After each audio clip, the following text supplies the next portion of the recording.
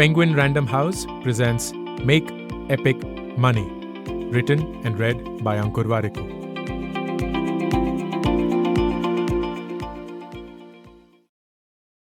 Dedicated to the rupees I wasted and the wisdom I earned. Introduction. Congratulations! You've picked the least likely author of a book on money. I'm not an expert, I don't have the right degrees, and my money history? Pretty disastrous. I'm not as cool as Ramit Sethi, not as articulate as Morgan Housel, nowhere near as knowledgeable as Deepak Shenoy or Monica Halan. So if you're skimming this online or in a bookstore, this is your chance to escape, my friend. Put this book away. But if you already have this book, imagine me in an Instagram reel giving you 3 reasons to read Make Epic Money. Number 1, we learn more from those who have made mistakes than from those who haven't. I've made many, learned from each one, picked myself up. I'd love for you to not make the same mistakes I made. Number 2, I wonder why most books on money are so complex, technical, intimidating, long. This book tries to answer one simple question. How can a book on money be both helpful and joyful for those in their 20s and 30s who have grown up in the Instagram and YouTube era? And number 3, I'm not trying to impress. I don't even have the qualifications to do so. I'm trying to help, to make finance fun. This book will speak your language, not mine. It will use your words, not mine. Oh, before I move on, remember the golden rule. It's the book's job to hold your attention as much as it is yours to give it attention. So if at any point this book becomes boring, drop it. No pressure. There are more awesome books on money out there. If you're still with me, here's the backstory of money and me. We grew up without money. My dad worked in sales and marketing for almost all his career. Mom was a primary school teacher. A family aspiring to escape the middle class curse. Credit cards, personal loans, buying more than we could afford. Those were the methods we used. We were always in debt. Unsurprisingly, my parents' dreams for financial security, maybe even prosperity, were pinned on my sister and me. I was told that there is a proven process for achieving it. You study hard, get a good job, work hard, get promoted, earn well, and live happily ever after. I was convinced. So I studied hard, became the teacher's pet, won a scholarship for a PhD in the US, pursued an MBA, became a management consultant, earned well, then became a founder with dreams of becoming a billionaire. I spent my 20s and 30s chasing a plan that I was convinced would work for me, until it didn't. At 39, I had no money in the bank. I'd stepped down as the CEO of my startup and had no source of income. I had paper wealth that did not amount to anything, no assets to speak of, plus a family to take care of. F my life. How could this have happened? I reflected, read, listened, thought, deciphered, and figured that no one, school, college, parents, had taught me anything about money.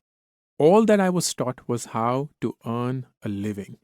Frankly, this book is for the 20-year-old me, and for everyone like me, who was prescribed a blueprint for life but was never told how to manage money, or how to make money work for you.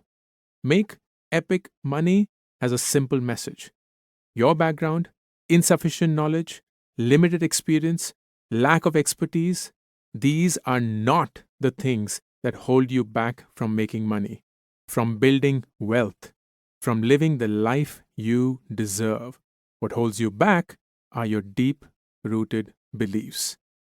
The beliefs that tell you that middle-class people rarely get rich, that you have too many financial obligations, that money is complicated to understand, that salary is the only source of income, that only rich or lucky people get wealthy. Your beliefs can ruin you financially, or they can set you up for life. Change your beliefs, change everything. This book is an attempt to challenge and provoke you to change your beliefs so you don't make the same mistakes I made. This book is designed to be a light read. Every chapter is independent of the other, so play around with it. Every day, read or hear a few pages. Come back to it the next day. When the book gets boring, drop it. In the end, take 5 ideas from this book. Your choice, any 5. Apply them to your life. Follow them consistently. Make them your unbreakable money beliefs. If you do just this, you have started your journey to financial independence, towards building wealth. I'm excited for you. Chapter 1. Why should I even care about money? Money does not buy you happiness, but lack of money certainly buys you misery. A quote by Daniel Kahneman. In money, we trust, and that's why it works. Let's figure out how money came into being in the first place. We began with an exchange. Picture this. I want 1 egg. You want 1 potato.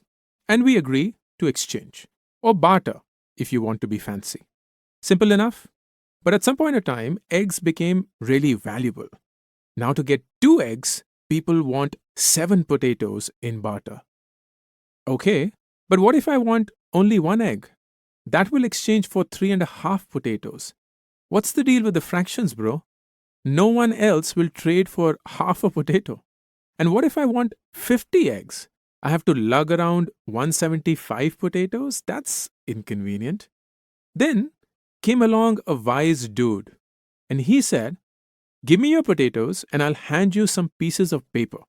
Each paper is worth 1 potato, or 0.5, or 2 potatoes, or 5, 10, 20, 50, 100. It's proof that I have your potatoes with me, he said. Just bring the papers back if you ever want the potatoes. And he puts a unique stamp on these papers to prove he's legit. Now, instead of carrying the potatoes, I carry these pieces of stamped paper. Genius. That's pretty much how money started, at least the way we see it today. Ever notice the statement, I promise to pay the bearer the sum of 500 rupees on a 500 rupee note signed by the RBI governor? That's our potato paper in its swanky new avatar. Think about it for a second. We trust a piece of paper signed by someone whose name we most likely don't even know. It's not just us, the entire world seems to trust this paper, irrespective of who they are or where they're from. The supermarket gives you groceries in return for your paper notes because they trust the bank and the government to back the transaction. You grind at work to get your salary credited to your bank account in the form of digital money you can't see. But that's cool because Amazon, Flipkart, Paytm, Myntra, Google Pay, MasterCard, Visa, they all trust it and they take it. They may not know or trust you, but they trust money. It's mind-blowing. Money only works because we all believe in it. Money is the best example of trust in this world. As Yuval Noah Harari, the author of Sapiens, A Brief History of Humankind, beautifully said, money is the only trust system created by humans that can bridge almost any cultural gap. It's the most universal and most efficient system of mutual trust ever devised. Can money buy happiness? We use money every day, all the time. We need it to survive. But it's so much more than that. While you might look at money as something with which to buy things and luxury, the true power of money goes beyond that. Here are 10 things that money can buy. Number 1, peace of mind.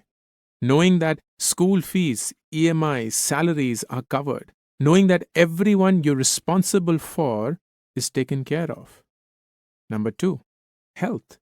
Quality healthcare, insurance, healthy food, gym memberships, fitness classes, wellness programs. Number 3, Quality food. Junk food is cheap for a reason. It's bad for us. Good quality, healthy food is a luxury that money can buy. Number 4, safety. The privilege of having your own transport, living in a safe neighborhood, being able to afford security. Number 5, options. This college or that, a job for learning or money. Take a break from work or continue the grind. Money lets us choose. Number 6, comfort. A quality mattress, good shoes, warm clothes, heating, air conditioning, cool gadgets. Number 7, courage. Money backs us up when we take risks, cushions the fear of failure. It helps us explore, learn, and be audacious. Number 8, happy family. Money lets us surprise our parents, siblings, partners, friends with what they have always craved. Number 9, experiences. Travel, concerts, safaris, cruises, once in a lifetime events. Experience the best of what the world has to offer. And number 10, freedom. To slow down because we want to. Do more because we want to. Live life how we want to. The true purpose of money is not to help us buy things. The true purpose of money is to grant us freedom over our time, our choices, and the way we lead our lives. Imagine a world where you wake up at your own pace. There's no alarm. You have a lovely morning routine doing things you love. Have a nice chill breakfast. You feel no rush. You stay close to office or work from home, so there are no traffic jams. You work through the day. It's challenging work, but joyful work. You genuinely enjoy your work. In the evening, you try something new. Go for a swim, chill with friends, or just relax. You wind up the day feeling grateful. No stress. Total freedom to do whatever you want, whichever way you want, whenever you want. This is a life that we can build for ourselves once we understand how to stop working for money and instead make money work for us. As Morgan Housel, the author of The Psychology of Money, beautifully said, the ability to do what you want, when you want, with who you want, for as long as you want to, pays the highest dividend that exists in finance. Chapter 2. Now, I really want to earn some money. There's a limit to how much you can cut. There's no limit to how much you can earn, says Ramit Sethi, the author of I Will Teach You to Be Rich. The world sells you a dream. It tells you once you start earning a salary, you can become wealthy. But here's the truth. A salary helps you earn a living, but it also locks you in. You trade your time for money. If you stop giving your time, the money stops. You have to work all your life. Your salary is not enough. If there's one belief you must change, let it be this one. Wealthy people have it figured out. They're wealthy because they don't build their lives around a salary. They use their time and ideas to create multiple income streams. They work for money, but they also put their money to work. It's a different rule book, one that we should all play by. Financial literacy. It matters. Since we are told that getting a job or starting a business is the only source of income, we chase degrees, impressive qualifications, fancy titles, assuming that professional success equals rich. The truth? Professional degrees help you earn a living. Financial literacy helps you build wealth. It's a life skill. Without financial literacy, we risk making mistakes, the most basic, avoidable mistakes. Number 1, having no safety net. COVID caught us off guard. Expenses surged, hospital bills piled up, jobs were lost. Many of us had no insurance, no backup, no safety net when we needed them the most. Number 2, spending more than we earn. Impulsive buys, consumerism, EMIs, draining our wallets, spending more than we earn. Number 3, drowning in loans. Hello, credit card and loans with huge interest rates. We thought we could manage to pay them off. Now we're buried under a mountain of debt. Number 4, playing it too safe. Parking all our money in savings accounts and fixed deposits, just like our parents told us to. Guess what? Its value decreased every year. Inflation ate it up. Number 5, no future planning. Turning a blind eye to financial goals, spending money without knowing why. Worse, not even knowing where our money is going every month. And number 6, getting greedy. Investing out of greed, easy gains, get rich quick schemes, tip offs, makes us take the worst decisions. Investing out of fear of missing out, of losses or market crashes, of being stuck with dead stocks. This is what we do. Aam Aadmi, Mango people. The wealthy, they play differently. They play smarter. The secret is learning to think like a wealthy person. Assets versus liabilities. Spot the difference, accumulate assets. Most of us don't really understand what an asset is and what a liability is. Phones, gadgets, jewelry, cars, we call them assets because we own them. Oh, and a house, the ultimate asset. Renting is so middle class. So we keep buying things we think are assets. Here's the only definition that matters. Does it earn you money? If yes, then it's an asset. No, then it's simply a possession, maybe even a liability. As Robert Kiyosaki, the author of Rich Dad, Poor Dad, beautifully said, rich people acquire assets. The poor and middle class acquire liabilities that they think are assets. Let's understand this with a few examples. A car, is it an asset or a liability? You buy a car, and as you drive out of the showroom, it hits you that you really didn't want it. You just wanted to show off to your friends, tell them you've arrived in life. So you reverse into the showroom, apologize, and ask, could you please take this car back? The showroom owner hasn't heard this before, but he's a cool guy. So he meets all kinds of people and he says, he'll take it back. I'll pay you 90% of the price you paid me. Wait, what the F just happened? Cars depreciate in value instantly. That's what happened. And they keep depreciating 10-20% every year. Plus loan interest if you've taken a loan, maintenance, insurance, repairs.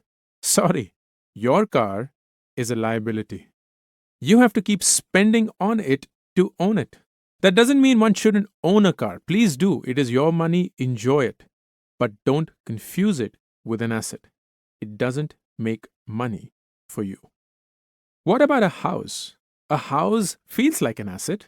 You hope property prices increase.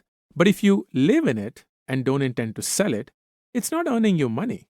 Instead, it takes money to run the house and makes you none. Taxes, repairs, maintenance, loan EMIs, liability vibes, anyone? But if you buy a house to rent out, that could be an asset generating monthly income for you.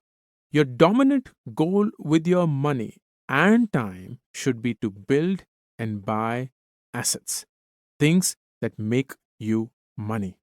That is when you make money work for you. Ultimately, the biggest asset you have is yourself, your mind, your body, your education, your well being. Eat well, exercise, learn. They open doors to new opportunities. Invest in yourself. For everything else, don't just look at the price tag, see the full cost of ownership. If it costs you money and loses value, it's a liability. Aim to get assets that generate cash flow. Assets that earn you money while you chill. Assets that cover your expenses. Assets that let you do the things you want to do. Keep liabilities to a minimum. Set up multiple income streams. It's not as hard as you think. Think about what you really enjoy doing or what you're good at. It could be investing or teaching, painting, singing, cooking, consulting, or setting up a small business with friends or family. Do it. Make money from it. My job is super hectic. How do I find the time for multiple streams? It won't be easy to start out. The voices in your head will tell you that you don't have time, that it takes too much effort. But who would you rather work hard for?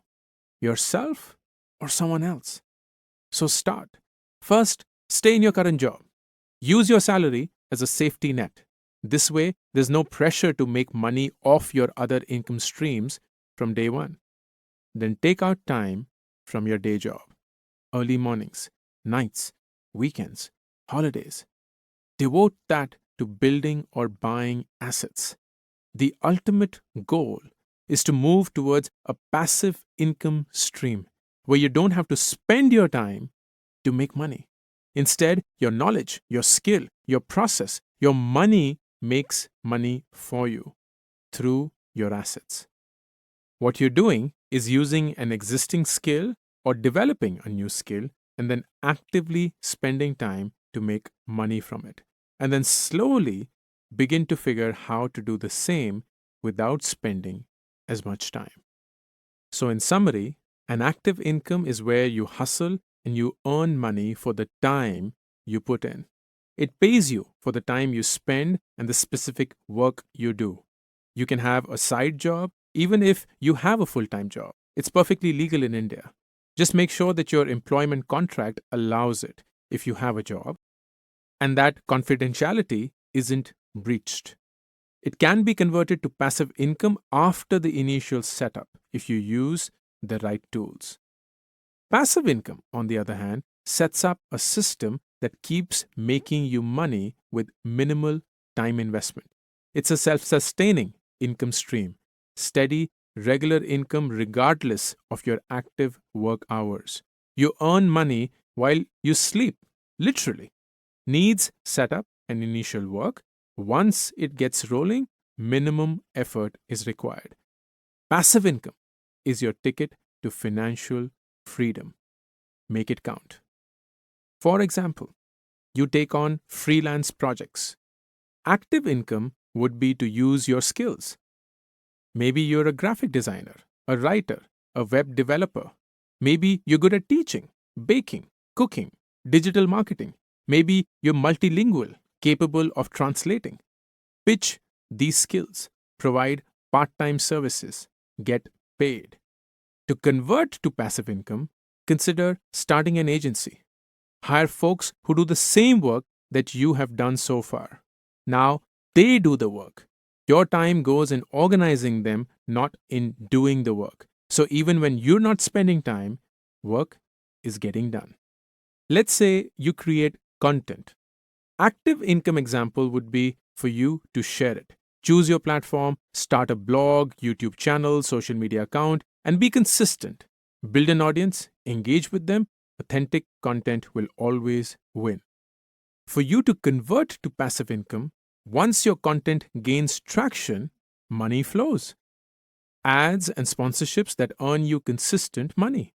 You can also earn through affiliate sales. Say you want to take online courses. Active income would be you got an expertise, share it. Host live classes. You help others learn while you earn. For you to convert to passive income, record the lessons once and run them as self-paced courses. Upload them on platforms such as Udemy, Coursera, Skillshare, or perhaps on your own platform. Say you invest in stocks. Active income would be for you to do the research around stocks, technical analysis, fundamental, trade, futures and options. Be on the screen as soon as the market opens. Passive income would be mutual funds. Portfolio of stocks managed by an expert for you.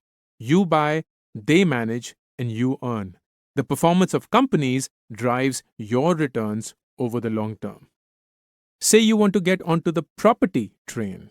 Active income would be to have a flat, a room, or even parking space, and you get smart with your space and rent it out. Might come with hassle, rent negotiation, collection, maintenance. Some folks love it, some would prefer otherwise. If you want to convert it to passive income, you invest in real estate investment trusts or REITs instead. You can buy them just like stocks. Your investment grows with the rental income they generate. Let's say you wish to learn through royalties, which is a great example of passive income. And creative people, this one's for you. If you're a photographer, sell photos on stock image sites and you earn per download. If you're an artist, license your artwork, collect royalties for each sale or use. If you're a musician, make music and earn royalties from songs being streamed. If you're an author, write a book. Better still, an ebook. Collect royalties on each sale. If you are tech professionals, develop apps or software, receive royalties on sales or sell the app. The trick is to try new things. Stay curious. It'll be tough to start, but I promise you, it'll be so rewarding, personally and financially. As Naval Ravikant famously said, earn with your mind, not your time. There's enough for everyone. Growing up, I thought that wealth was a zero-sum game, a finite pie. For someone to win, someone else had to lose. We're conditioned to believe this. It feels like there is nothing we can do about it. A CEO's wealth comes at the staff's expense. Our friend gets a good job, that's one opportunity less for us. The reality is, there is no pie. Wealth can be created instead of just being distributed. Imagine a Maggi packet. It costs what, 14 rupees? Add water, toss in some veggies, serve with some ketchup. You've got a meal that's now sold for 45 rupees. Someone added value and created wealth. Wealth is not a zero-sum game where the winner takes it all. If someone won, it doesn't mean you will lose. And for you to win, no one else has to lose. There is space for everyone. There is wealth for everyone. At the end of this chapter, I want you to think about this. Number one, your salary is not enough. Think beyond it. There is no limit to how much you can earn. Number two, true wealth lies in acquiring real assets, not liabilities masquerading as assets. Most of us don't understand the difference between the two. So ask yourself, does it earn you money? If yes, it's an asset. If no, it's a possession, maybe even a liability. And number three, build a limitless mindset. Wealth is not a zero-sum game. One winner does not take it all. There's enough for everyone. I also want you to do this. Number one, reflect, explore, and then identify 3 to 5 ways in which you can earn more money. Figure out when you'll start and how you will start. And number two, think of the last thing you really wanted that made you say to yourself, can't afford this. Now ask yourself, how can I afford it? How can I make it happen? Chapter 3, so that I can spend it wisely.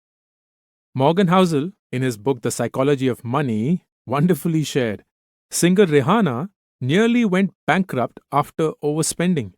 She then sued her financial advisor. And the advisor remarked, was it really necessary to tell her that if you spend money on things, you will end up with the things and not the money? In 2016, my startup faced a crisis. Funds were depleting. People were laid off for no fault of their own. Founders took pay cuts to save on cash. My expenses were now higher than my income. I continued spending as usual, thinking that money would come in soon. It didn't. Maxed out my credit cards, borrowed from friends because I needed money. Not to survive, instead to maintain my lifestyle. All because I thought that cutting down on my lifestyle was admitting failure. But now I get it. Spending money I didn't have, maintaining a lifestyle I couldn't afford, that was the true failure. It's not about spending less. It's about spending right. The whole month, you're hustling to earn money. By the end of the month, the only thing you want to know is where all your money went.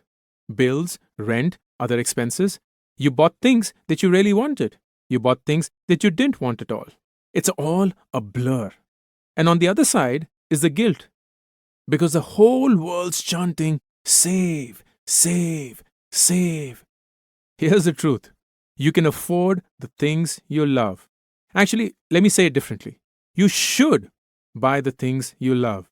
You should live the YOLO life without the stress, without the guilt, no matter how much you earn. What you need is discipline. Budget your expenses. It's like your financial Google Maps getting you to your smart spending destination. Break down your income after tax. 50% of that is on basic needs. A need is an essential expense that you cannot live without.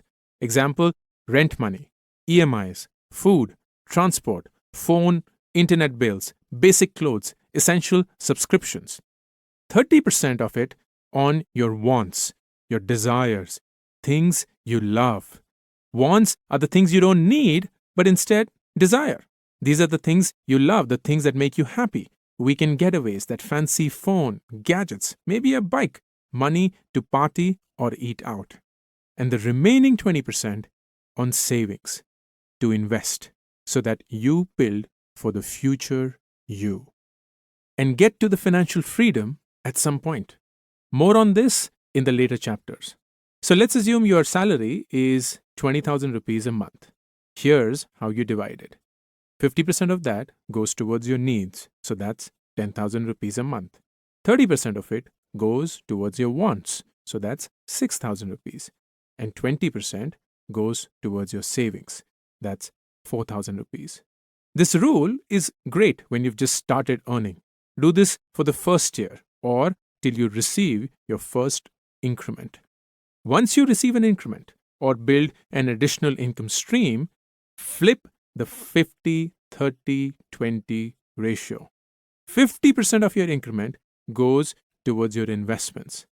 30% of your increment continues to go towards your wants, and 20% of your increment goes to your needs. So let's say you add 10% to your previous income through increments and side incomes, adding 2,000 rupees per month to your base salary of 20,000 per month. Your salary will still be split using the 50 needs, 30 wants, and 20 savings rule. The reverse ratio will only be applied to your increments, which is 50 towards savings now, 30 towards your wants, and 20 to your needs.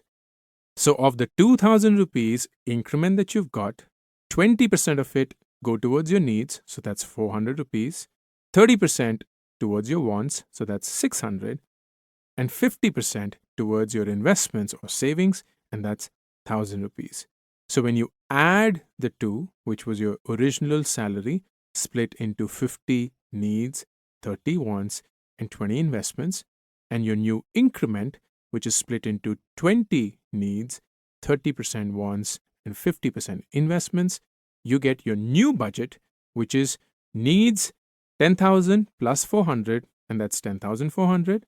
Wants 6,000 plus 600, that's 6,600. And investments, that's 4,000 plus 1,000, 5,000. In this way, you ensure three things. Number one, your needs do not grow with your income, which is a big mistake people make. Number two, you keep building up the ratio towards your investments. And number three, you still keep 30% for the things you love, which are the wants. Scan the QR code available in the supplemental PDF to download your own MS Excel budget calculator. But why do I have to flip this ratio on every increment? Why can't I keep it the same, 50, 30, 20? Here's why. Number one, so that your needs don't increase proportionally to your income. For example, your income jumps from 20,000 to, say, 60,000 in 4 years. Does that mean you'll suddenly start eating triple the amount of momos you used to? Or hop onto 3 autos instead of 1 to reach the same destination? Nope. Your needs don't just shoot up from 10,000 to 30,000. they grow as per inflation, while your total income may beat it. And number two, your savings cannot remain at 20% of your total salary forever. Save more so that you can invest more. Invest more so that you get financially independent soon. This works irrespective of how much you earn. Is your wants budget 10,000 rupees per month and you want to buy a 25,000 rupee phone? Get a no cost EMI option or wait for 3 months. It fits in your budget, gets you disciplined about spending, forces you to cut your spending on the things you don't love and don't want so that you can spend on all the things you do want. As Warren Buffett wonderfully once said, if you buy things you do not need, soon you will have to sell things you need. Before you spend, pause. Ask yourself this: does it make sense for me? A weekend getaway with the gang sounds tempting, but there's also that phone you've been saving up for, and it's almost within reach. But beach, mountains, memories, right? FOMO kicks in hard. Take a pause. Reflect on the why before you buy. Is this trip genuinely for the joy, or is it about not wanting to be left out? Always check, is this something I really want? Or do I just want it because everyone else wants it too? If it's what you want, adjust your finances and go ahead. If not, say, nah, not this time. FOMO and peer pressure make it tough to say no, even if it's beyond your budget. What's the real cost? Before you spend that money, check for hidden costs. Those are not upfront but lurking around somewhere.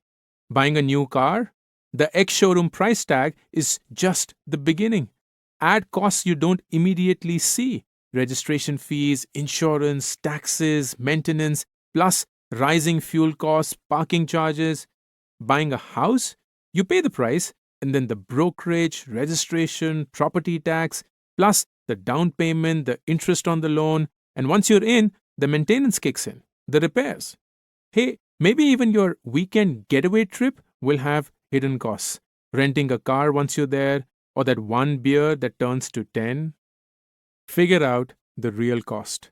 Ramit Sethi, in his awesome book, I Will Teach You to Be Rich, calls them phantom costs. You don't see them, you don't believe in them until you see them. Let's ask a big question: buy or rent a home? We're always told home ownership equals the wisest financial decision, plus ultimate life achievement, top tier adulting, plus the biggest logical justification. If you're paying rent, you might as well pay the EMI, right? Well, not always. Here's the unspoken truth. When we decide to buy a home, it's almost always an emotional decision. We buy because we want to belong somewhere, to put our names on that door. We buy because we're afraid that someday we won't be able to afford the soaring rents. We buy because we want security, to know that we'll have a roof over our heads no matter what. We buy because that's the only way we'll get married. Parents want financially well-off partners for their kids. All valid, by the way, but all emotions. I'd argue, before you let emotions in, let your rational side take over. Run the numbers first, because emotions will eventually come in, irrespective of anything else. Introducing rental yield, a cool insider secret. Rental yield is equal to the annual rent you pay divided by the property value, multiplied by 100. So picture this. You rent a cute studio in Bengaluru. Lovely society, top-notch amenities, 600 square feet. House value? 1 crore rupees. Monthly rent? 20,000, including maintenance. So here's your rental yield math. You pay 20,000 rupees a month as rent, which is equal to 2,40,000 rupees over the entire year. And when you divide it by 1 crore, you're essentially paying 2.4% of the house value as rent every year. Yup, you're living the 1 crore life at 2.4%. annual cost. Now imagine both the house value and the rent growing evenly. Guess when will you end up owning that house? After a whopping 40 years of living there. But let's break it down further. Let's consider the costs associated with renting. The key expense is the monthly rent, right? So it's like your ticket to live in a comfy space, minus the full on commitment of buying. Let's consider the costs associated with buying. Number one, the down payment. It's a percentage of the property price you pay upfront, usually around 20 to 25% of the value. It is a cost because if you can afford to spend this money, then you can afford to invest it as well. But now, instead of earning returns on it, you make nothing of it. That's an opportunity cost. The second is the EMI and the interest. If you take a loan, you have to pay EMIs every month. It's like your new rent, but to the bank instead of the landlord. And don't forget the interest. For a 50 lakh home loan, you pay an additional 58 lakh as interest over a 20-year period. What the F? Number three, registration costs. Think of it as putting your ownership in ink. Varies between 3 to 7% of the home cost and is paid by the buyer. Number four, brokerage fees. Brokers assist in your home search. Their fee, the brokerage or commission for the service, usually 1% of the home cost. And then number five, maintenance costs. This is the home's upkeep bill. From electricity to plumbing, it keeps everything running smooth. It's the price you pay to keep your home a sweet home. When you add up all of these costs, you end up paying nearly 3 times of the home price over a 20-year period. Now, instead of buying at an early age, let's say you make two smart choices. Number one, you invest the down payment for the next 10 years as a lump sum amount. And number two, you invest the difference between what would have been your home loan EMI and the rent as a monthly SIP or a systematic investment plan. Then over a 10-year period, you will build enough corpus to buy nearly 50 to 70% of your dream home on a down payment. Don't trust me? Do the math. Scan the QR code available in the supplemental PDF to view the projections in an Excel sheet. Now, when I say this, don't get me wrong. I'm not saying don't buy a house. Just don't buy it when you're young. When you're young, number one, renting gives a higher standard of living within your budget. Rental yields are very low in India, between 2 to 3%. So your monthly rent is kinder on your wallet. You might not be able to buy the posh apartment with a view, but you can definitely rent it. Number two, renting frees up funds for investment opportunities. That down payment money, you can invest it elsewhere. Stocks, bonds, or even to start a side hustle that gives you a shot at growing your money. And number three, renting keeps life flexible. You're not tied down to one spot, at least not early on.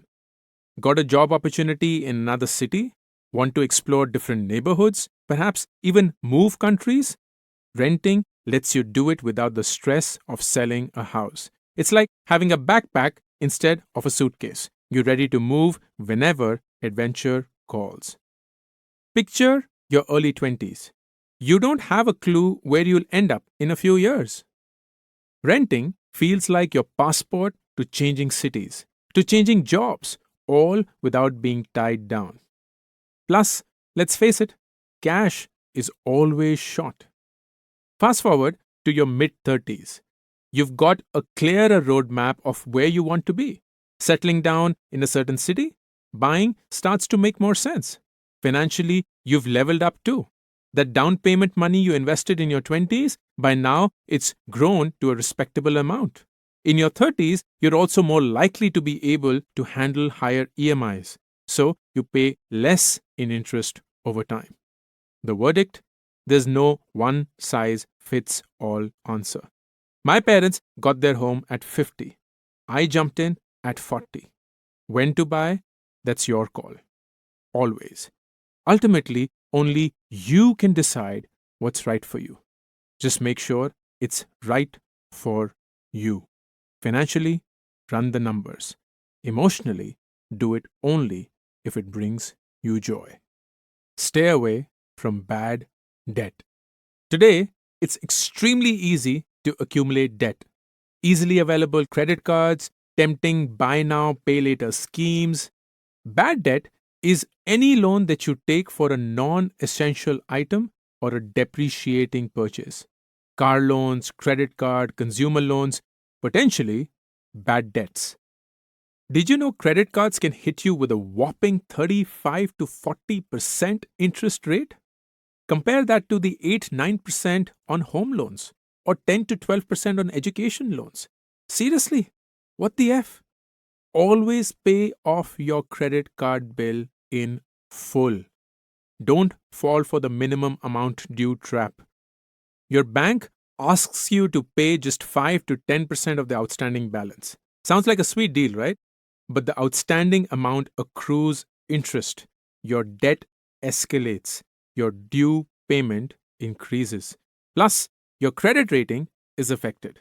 Credit cards give you the illusion of free money. You start thinking you're rolling in cash when you're really not. It's like taking a loan while hoping you'll magically pay it off later. Treat your credit card like a cool debit card. Swipe it only when you've got the cash ready to go or when you're sure you'll have it next month.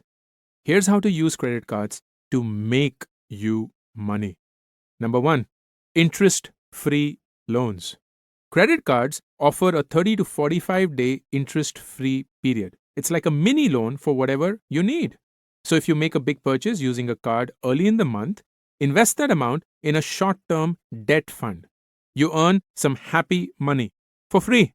Never say no to free money, my friend. Number 2, improved credit score. Your credit score, which is also called the CIBIL, CIBIL score, determines credit worthiness. It increases based on how consistently you pay off your loans and how many loans you have. Higher score is equal to a better credit profile. So if you pay your credit card bill on time and in full, your rating builds and improves. Better rating means VIP loan treatment in the future. You get lower rate of interest and save money in the long run. Number 3, reward points. Redeem reward points for air miles, free tickets, hotel stays, gift cards, cashback, and more. Explore and make the most of these freebies. Pro tip: when you apply for a credit card for the first time, opt for one with 0 yearly charges. If you can't get one which is backed by a fixed deposit. The stress-free way to clear your loans faster. The only principle you need to know: reduce the loan tenure so you can reduce the interest you pay. Here's how you can pay off a 25-year loan in just 10 years. Let's break down the loan basics. Your EMI is equal to the principal that you pay to clear the loan plus the interest that you pay to the bank. In the initial phase, you pay more interest and less principal, so the banks reap profits.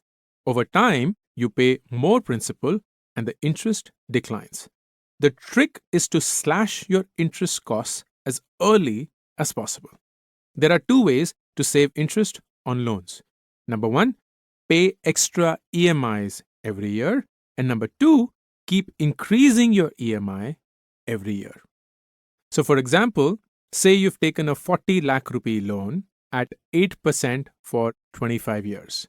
Every year, if you pay 1 extra EMI, so instead of 12 EMIs, you pay 13 EMIs, plus increase your original EMI amount by 5% every year, you will clear your 25-year loan in just 12 and a half years. What if you increase your EMI by 10% every year? You will clear your 25-year loan in just 10 years. You will also save 50% in interest that you would have paid over 25 years. The best part? It doesn't matter what the loan amount is. This maths always works. Let me repeat. If you give one extra EMI every year, plus increase your original EMI by 10% every year, you pay off a 25-year loan in just 10 years. Scan the QR code in the supplemental PDF to see how it works in MS Excel. You have extra money in hand? Should you pay off the loan or invest the money? Check for three things. Number one, the interest that you're paying. If it's greater than 10%, then consider prepaying because the loan is expensive.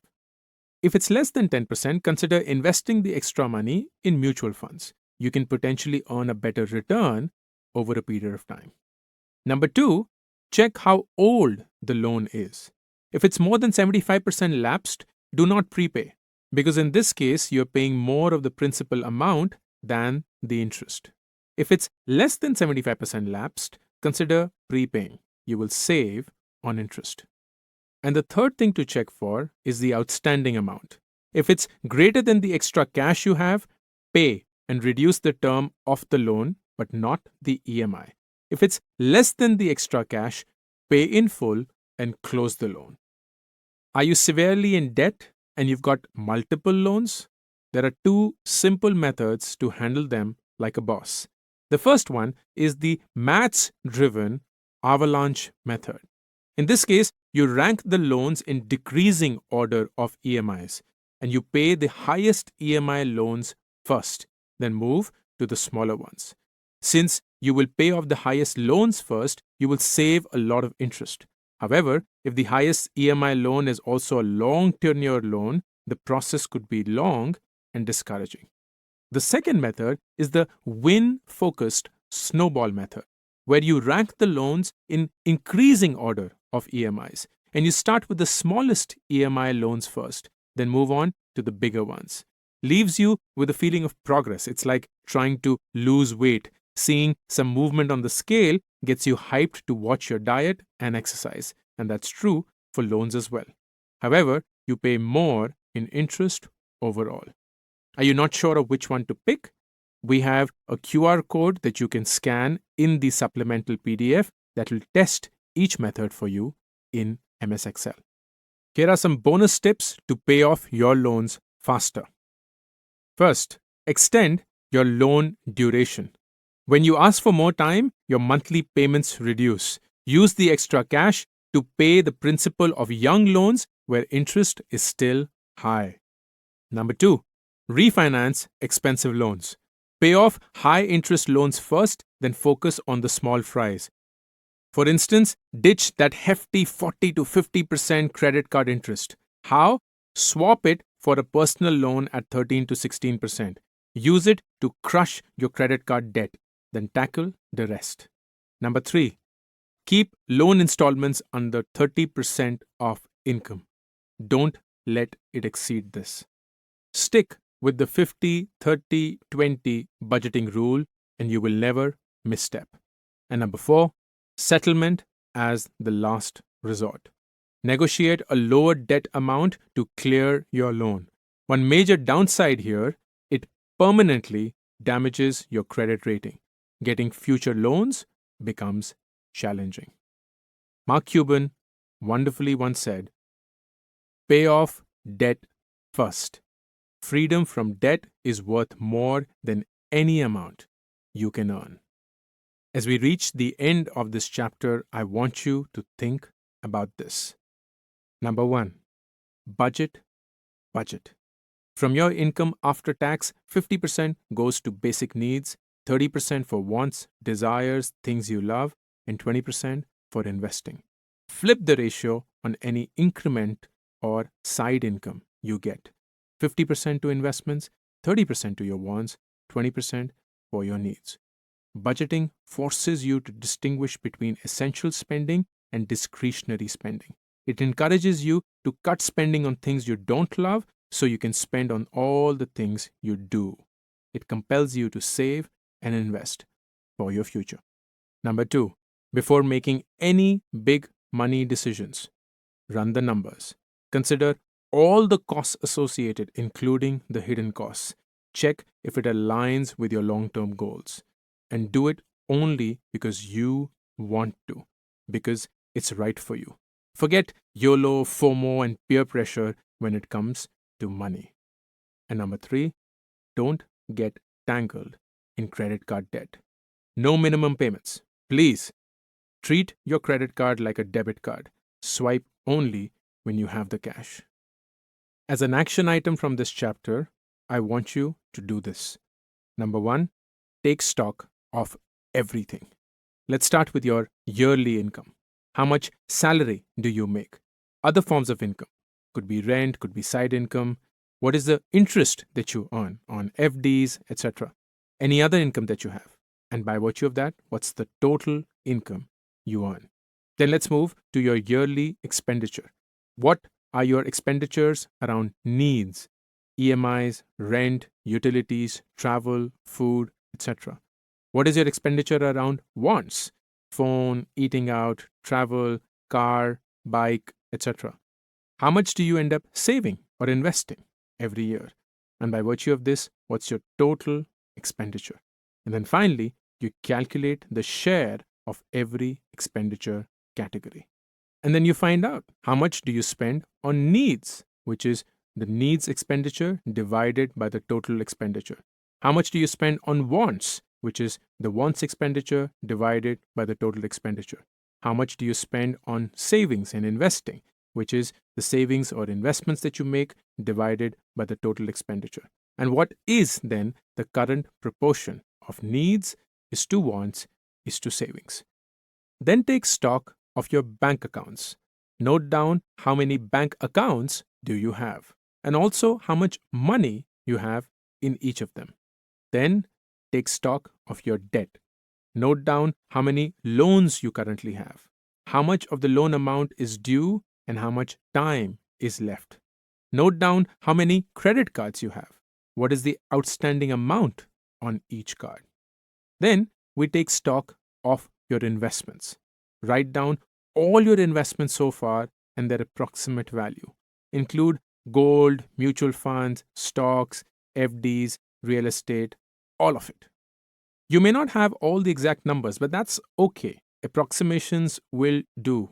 Do not let these numbers discourage you or encourage you. You're just figuring out your shit.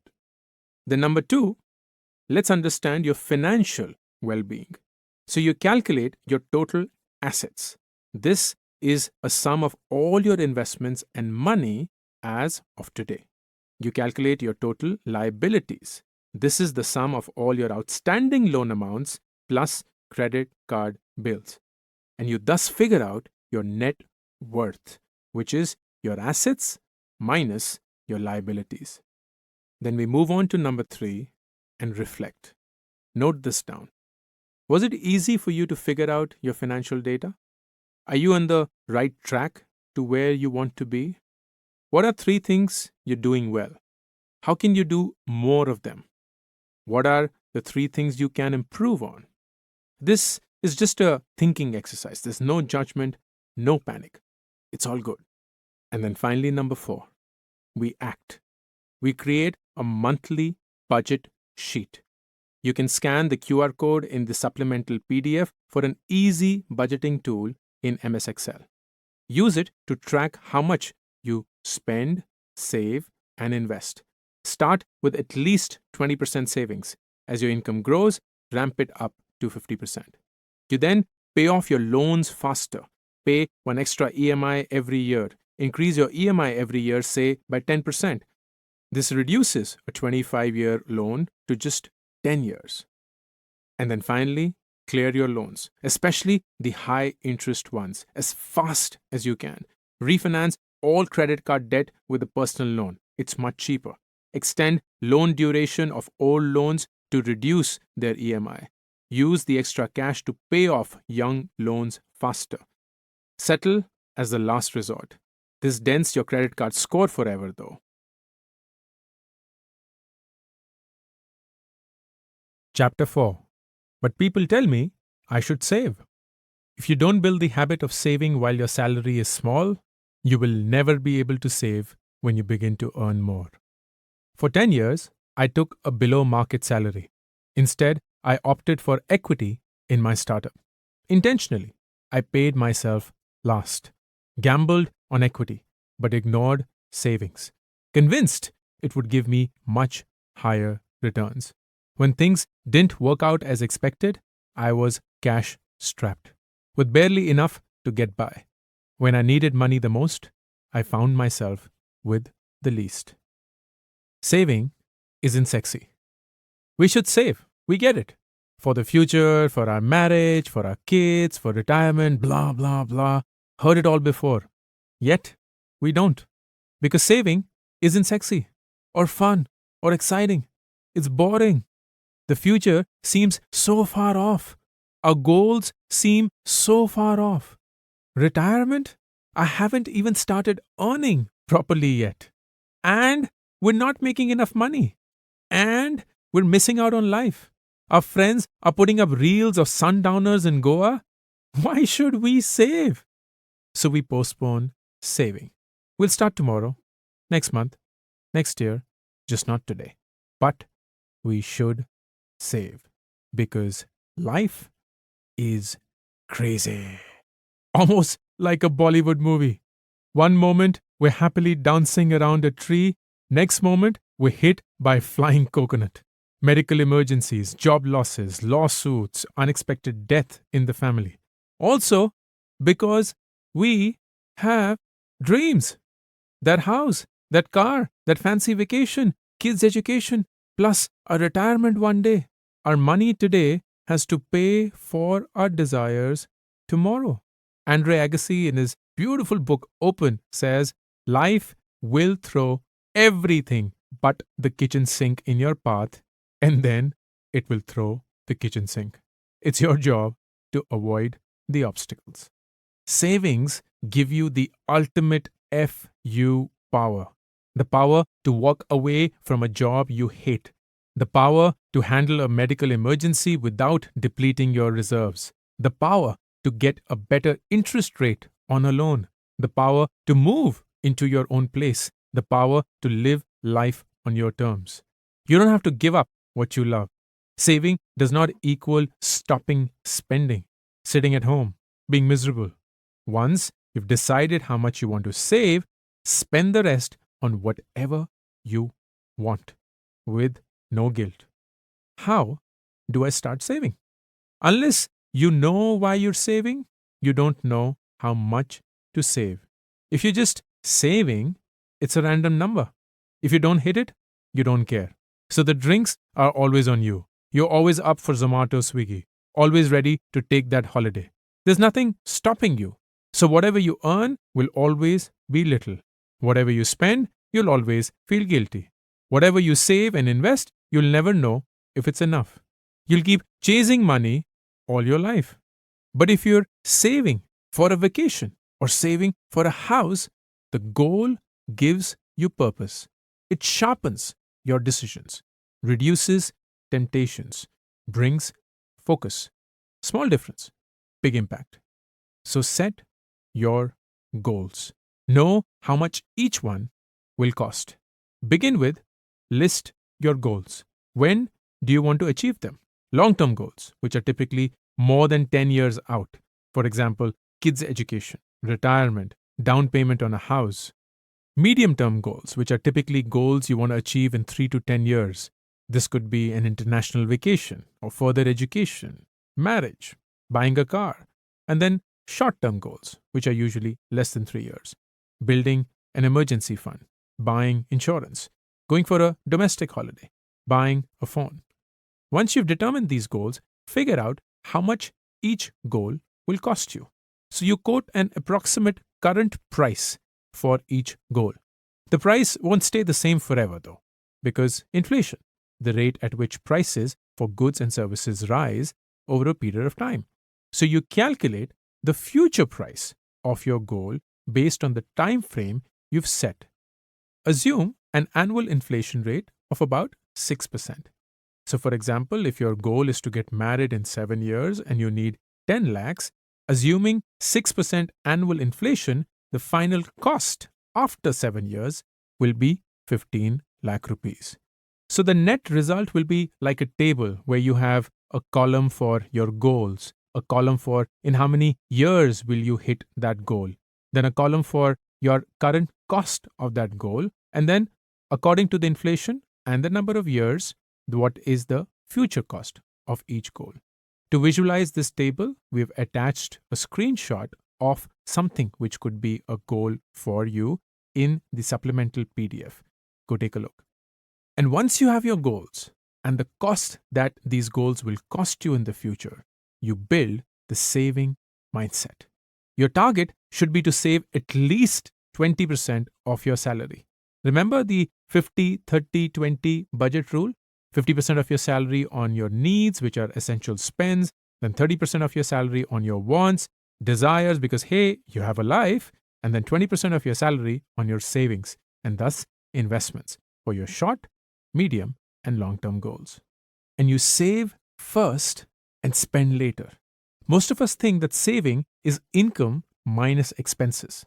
That's wrong. What if expenses go haywire 1 month? Does that mean you won't save? As soon as your income is credited, divert 20% to your savings. Automate that process through SIPs by sweeping it to a different bank account, whatever it takes. Because savings is equal to needs minus ego. Your needs, your rent, grocery, electricity, and other can't avoided essential bills. But enter your ego. The new iPhone that you want, the Starbucks coffee you must have every day to look cool, those cool sneakers, that high-end gym membership. When you take out your ego expenses from what you're left with after your needs, that's savings. So save first. And then don't just save, invest. We were always told to save, but that for most of us meant keeping that money in a bank account.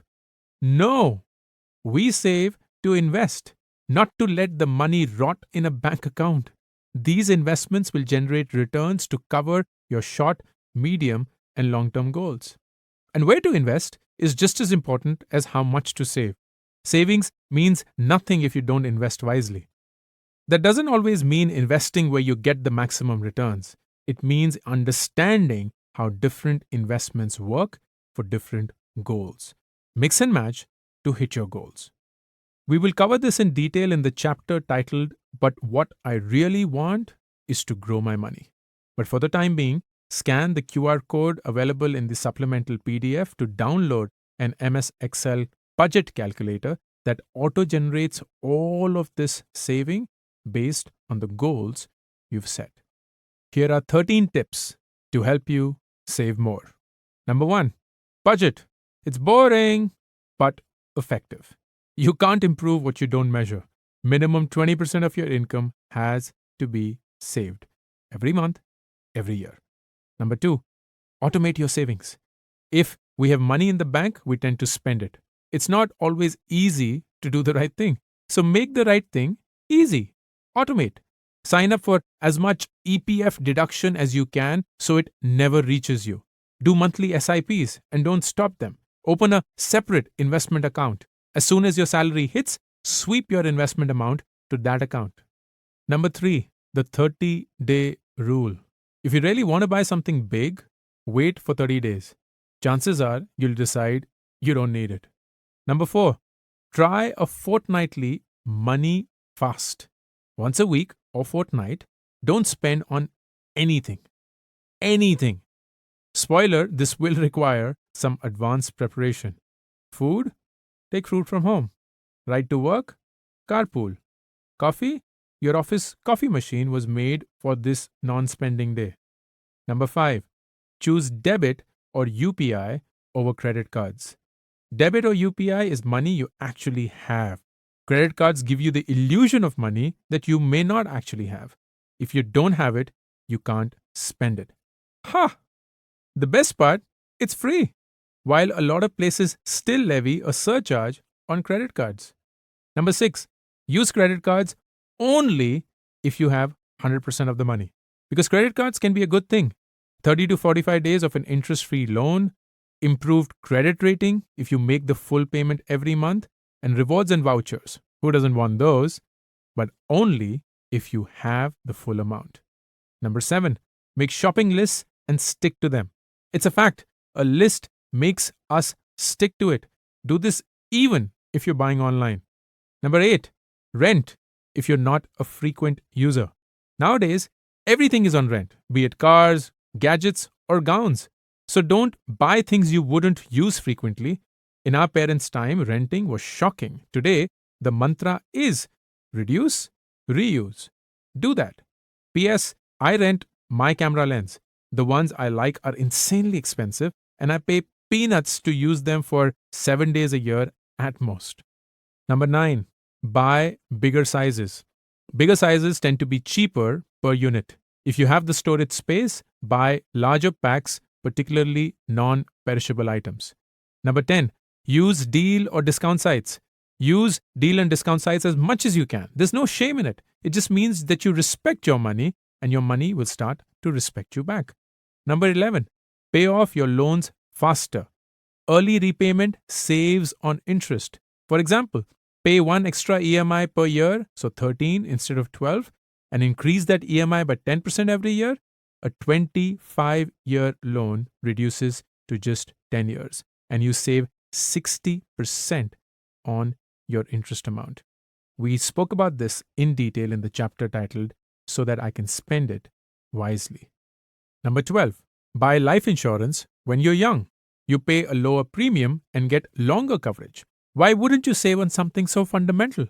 For example, if you buy insurance when you're 25 till you're 65, you get 40 years of cover and still end up paying a lesser premium than if you were to buy the same cover at age 35 and only get cover for 30 years. We speak about this in detail in the chapter titled And Use the Money to Protect Me. And finally, number 13, shop online in incognito mode. Prices keep increasing when you keep searching for items online. Flight tickets, hotels, or even products. So switch to incognito mode. You'll get a price that is given to a new user. This can't work on apps, so do your buying on your desktop or laptop. Disclaimer, I have no way to prove this. Use these hacks as a smart way to save more money without compromising on your desires and needs. Save as a gift to your future self. The gift of security. The ability to meet your life goals. A safety net for unpredictability. Freedom to live life on your own terms. But don't go through life focusing only on a savings mindset. There's a limit to how much you can save. But remember, there's no limit to how much you can earn. Keep finding ways to increase your income. That will help you build wealth much faster than saving. I'll end the chapter with a beautiful quote from Jim Rohn. If you don't design your own life plan, chances are that you'll fall into someone else's plan. And guess what they have planned for you? Not much. As we finish this chapter, I want you to think about this. There's always a limit to how much you can save. Don't go through life skimping on things that matter. Save and invest, but do so mindfully and focus on boosting your income. Remember, that's limitless. I also want you to do this. Number 1, set clear financial goals for yourself. What are the big expenses you expect in the short term, which is less than 3 years? Maybe a new phone, vacation, new juicer, gym membership, whatever. What are the big expenses you expect in the medium term, 3 to 10 years? Further studies, new car, marriage, an international vacation. What are the big expenses you expect in the long term, greater than 10 years? Build a retirement fund, buy a house, your kids' education. Calculate the money you need to meet those goals according to today's price, and calculate the amount of money you thus need in life. This exercise is simpler than you'd think. Scan the QR code available in the supplemental PDF for a simple way to find your magic number using an Excel sheet.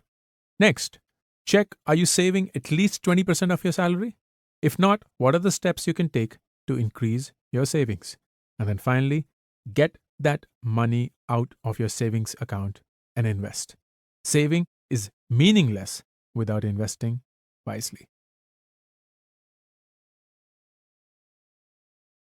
Chapter 5. And use the money to protect me. Insurance is like a parachute. If you don't have it the first time you need it, you won't need it again. At 26, I landed my first job, got health insurance from the company, for myself and my parents. Yay! The coverage was great. I was thrilled. I left in 3 years to launch a startup. My corporate insurance lapsed. I delayed buying a new plan.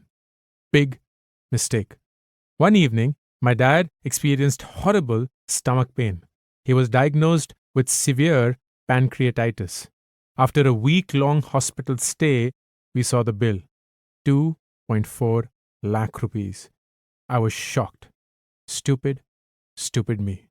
First and always, protect yourself, which comprises 3 things.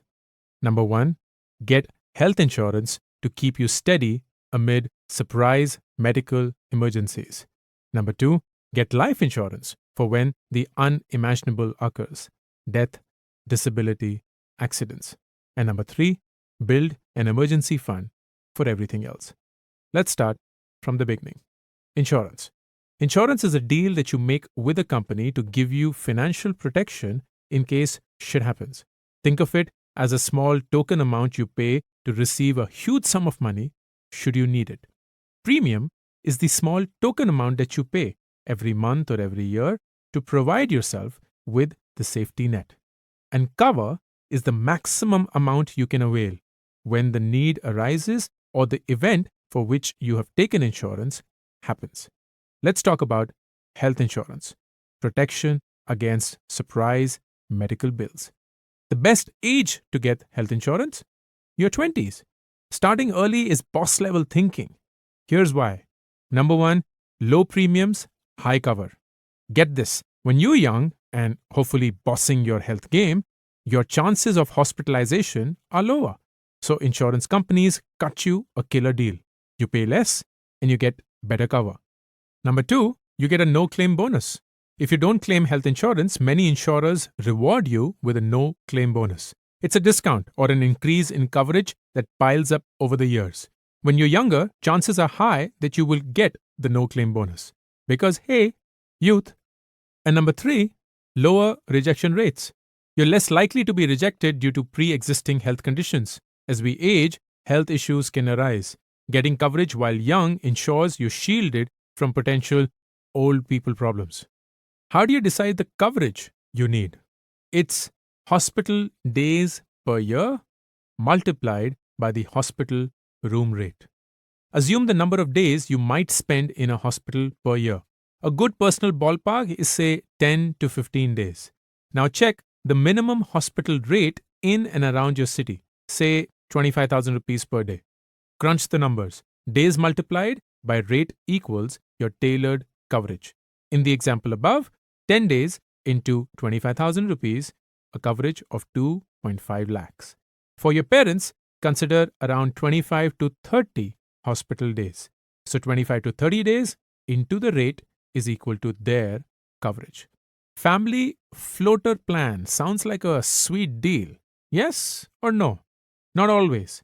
Because the premium is decided on the age of the eldest member. So once your parents hit 60, their premiums will spike because the probability of health issues is higher. So the family plan premium will also spike.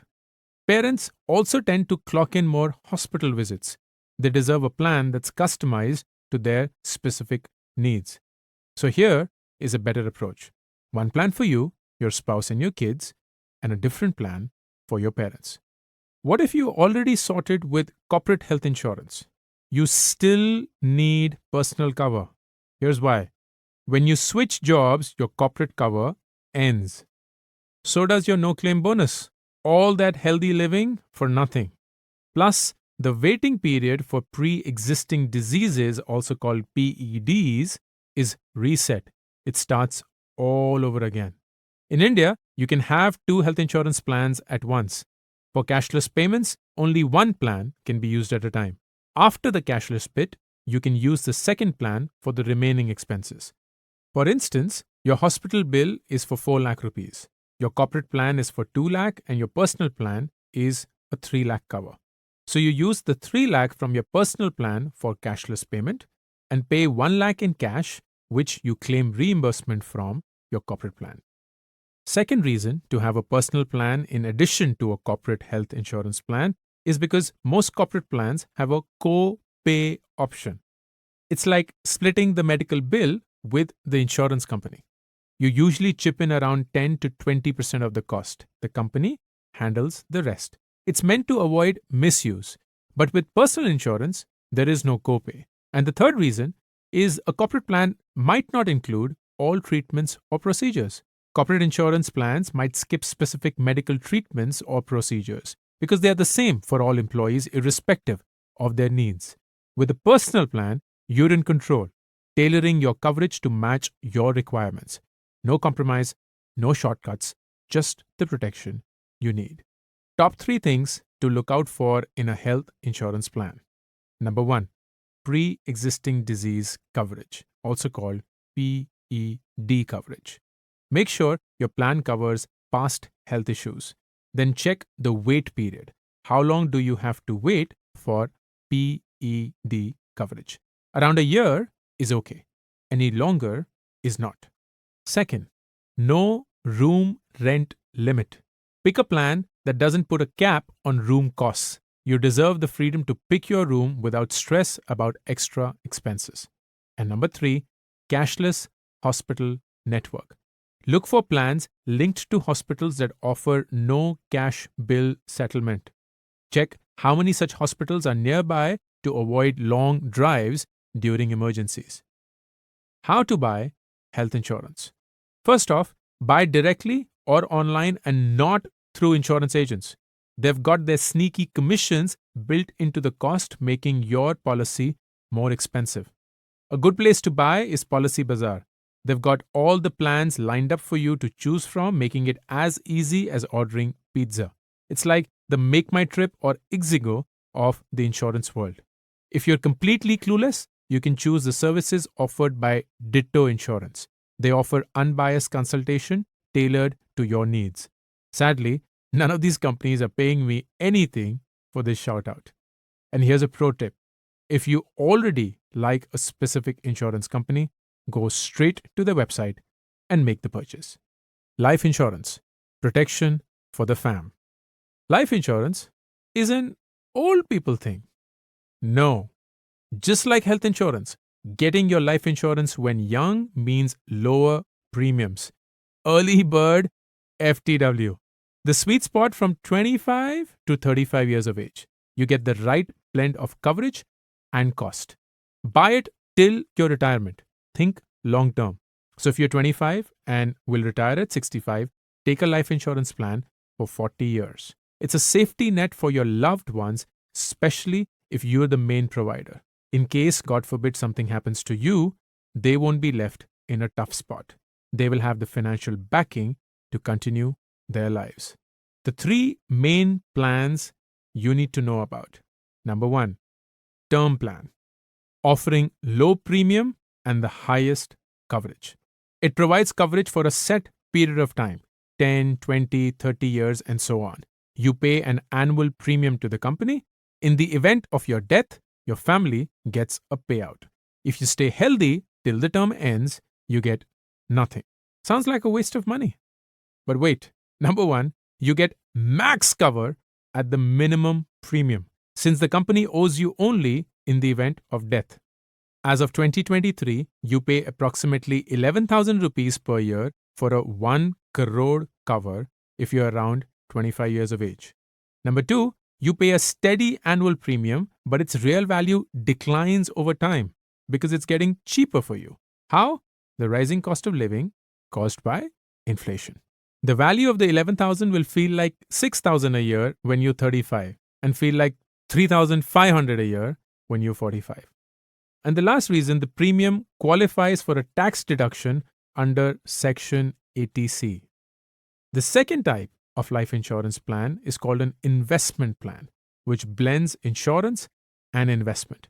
So you pay some part for the insurance cover, the rest is invested, stocks or bonds. In the unforeseen event of your death, your family gets the cover amount and the investment amount. If you continue to live and the policy matures, which means it finishes its term, you get the investment amount. What will the investment amount be? It depends on where you choose to invest. That's awesome. Why do people even consider a term plan then? Because, number one, the premiums are higher for the same cover because, hey, you're getting something back at the time of maturity. So the same 1 crore plan with investment returns will cost you around 20,000 rupees per year. Number two, the returns aren't always very attractive. You might make better returns investing by yourself. And the third type of insurance plan is a guaranteed return plan, which has high premium but guaranteed payout. Picture it like a savings account, but with extra benefits. You put in the money. In case of your death, your family gets the cover amount plus the investment amount. When the plan ends, you get a guaranteed amount or a guaranteed return. It's always more than what you gave, depending on the plan, the duration of investment, interest rates, etc. For example, a 1 crore life insurance plan that returns your premium back to you on maturity will cost 30,000 per year. At the end of 60 years, you will get approximately 25 lakhs, which will seem like a lot, but remember, the money you get back will not have the same buying power as today. Because, you guessed it, inflation. How do you decide how much coverage to take? Make sure it's at least 10 times your annual salary, ideally 25 times. So if your annual salary is 5 lakhs per annum, then take a cover of at least 50 lakhs and ideally 1.25 crores. What are add-ons and why should you care? Think of them as your personal boosters. They make the plan personalized to fit your unique needs. Top 4 add-ons you should definitely consider. Number 1, critical illness add-on. If you're hit with a major illness and can't work, this add-on gives you a payout to keep you afloat. Second, disability add-on. Say you can't work due to a disability, this add-on steps in with a payout to keep things steady. Number 3, premium waiver on critical illness. If critical illness strikes, future premiums are put on pause. You get to focus on your recovery. And number 4, premium waiver on disability. If you're disabled, this add-on waives off your premiums. Your coverage is kept intact. How do you pick the right life insurance company to partner with? Number 1, brand reputation. Choose a company with a solid track record. Life insurance is a long duration product, so bet on brands you trust. Reputed brands, maybe even your banking partner. Number 2, high claims ratio. Check the claims ratio, which is when people claim insurance, what percentage is actually processed. Higher number of claims is a good sign. Look for at least 99%. Number 3, high payout ratio. Check the amount paid out as a ratio of the amount claimed. When people claim insurance, what percentage of the value claimed is actually paid. A higher payout ratio is a good sign. Again, at least 99%. When you get a life insurance policy, disclose everything. Lay it all out there. Smoking, health history, lifestyle choices. Full disclosure keeps your coverage rock solid. Leaves no room for insurance companies to dodge or deny payments later. How to buy life insurance? First, decide what kind of plan you want. Term, investment, or guaranteed return plan. My recommendation would be term insurance. Just as with health insurance, buy directly or online and not through an agent. The latter has a commission built in, making it more expensive. Good places to buy from: Policy Bazaar, ditto. They haven't paid me for saying this, in case you are once again wondering. If you know which insurance player you want to partner with, you should ideally go directly to their site and buy. Emergency fund, protection against everything else. Health emergencies, covered. Family protection, covered. Now, an emergency fund seems a bit extra. Imagine you're in your early 20s, making 25, 30,000 rupees a month. Life's cruising along when, bam, you hit with an unexpected 1 lakh expense. Now what? A loan may seem like an easy fix, but let's face it, it's not always the most reliable option. Plus, who wants to start their 20s tangled up in EMIs? That's where an emergency fund comes in. Emergency fund is like a DIY insurance plan. Cash hidden away for the events that life and health insurance can't cover. Car breakdowns, home fixes, sudden job jolts, legal surprises, travel emergencies, the unexpected stuff. How much do you allocate to your emergency fund? Break down your monthly must pays, your rent, EMIs, utility bills, the essentials. Multiply them by 6. Voila! You've got a 6-month safety stash to start with. Want to be extra prepared? Aim for a 12-month cushion. That's ideal. 3 easy ways to build your emergency fund. Number 1, hit pause on spending sprees and investments for a bit. Your emergency fund takes the front seat for now.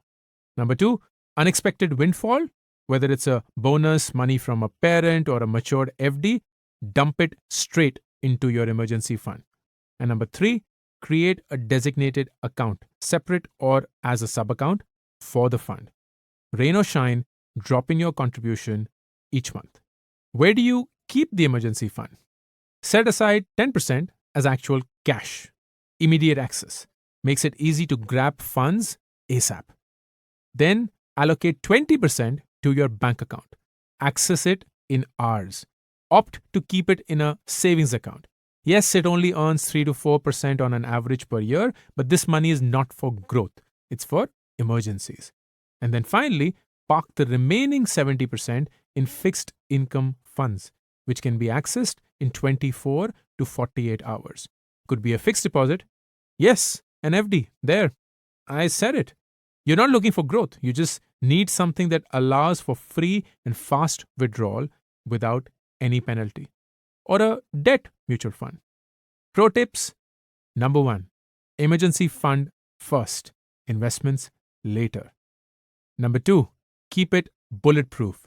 No stock adventures, no crypto escapades, no gold or real estate experiments. Use the fund only for real emergencies, not for impulsive buys. And number 3, if you tap into your fund, refill it ASAP. Dave Ramsey wonderfully says, an emergency fund is like insurance for your peace of mind. As we conclude this chapter, I want you to do this. Number 1, get health insurance. One surprise medical emergency can wipe out your entire life's savings. So be prepared. Your 20s are the best time. You pay low premiums and get a no claim bonus. So do your research first. What coverage amount is best for you? What are the absolutely non-negotiable things your plan needs to cover? Do you have health insurance for you, your spouse, and kids? Do you have health insurance for your parents? Do you have separate insurance from your corporate insurance? Get a separate policy for you and your family, and a separate one for your parents. And get a personal health insurance plan even if you have corporate health insurance. Second, get life insurance. Your mid-20s are the best time to get this done because of the lowest premium. Term insurance is the best form of insurance in my opinion. Do your research, always. What coverage amount is best for you? What are the add-ons you need? What type of life insurance plan is best for you? And number 3, build an emergency fund. Get a 6-month fund, minimum. Ideally, a 12-month fund. Split the fund, 10% cash, 20% bank account, 70% in fixed income. Use the fund only for real emergencies, not for impulsive buys.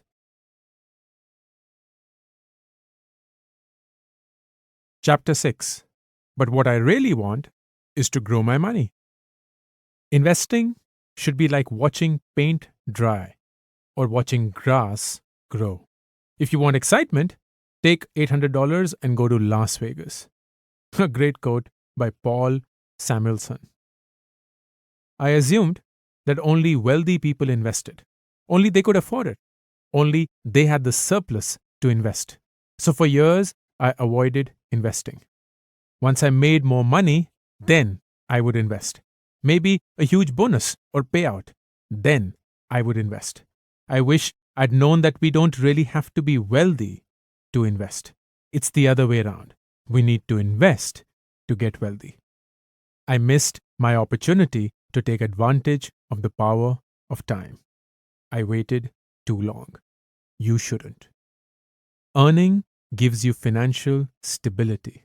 Investing gives you financial independence. When we get a job, we assume that we are financially independent. We get money regularly. We can pay for what we need. We're set up for life. But are you? You're dependent on that job for money. Job ends equals income ends. Earning gives you financial stability. It doesn't give you financial independence. True financial independence comes when your income from your investments pay for your needs and expenses for life. When you work because you want to, not because you have to. When you have money to live well, even without the 9 to 5 grind. That's financial freedom. We waste our lives obsessing over money. If we learned how to invest right, we could focus on living more and worrying less. Investing isn't what you think it is. Investing isn't what we see in movies, those hectic trade floors, rapid fire decisions, high stakes, high tension, heartbreaking losses, instant millionaires, instant poppers. We think that investing is about quick gains. In reality, it's a slow climb, a steady progression to build wealth over time. We think that investing is about waiting till you have more money to play with. In reality, it's not about how much you invest, but when you start investing. Seriously, if you invested 500 rupees a month in the stock exchange at the age of 20, by the time you're 60, you would have 60 lakh. If you invested 500 rupees a month starting 30, by the time you're 60, you would have only 17.6 lakh.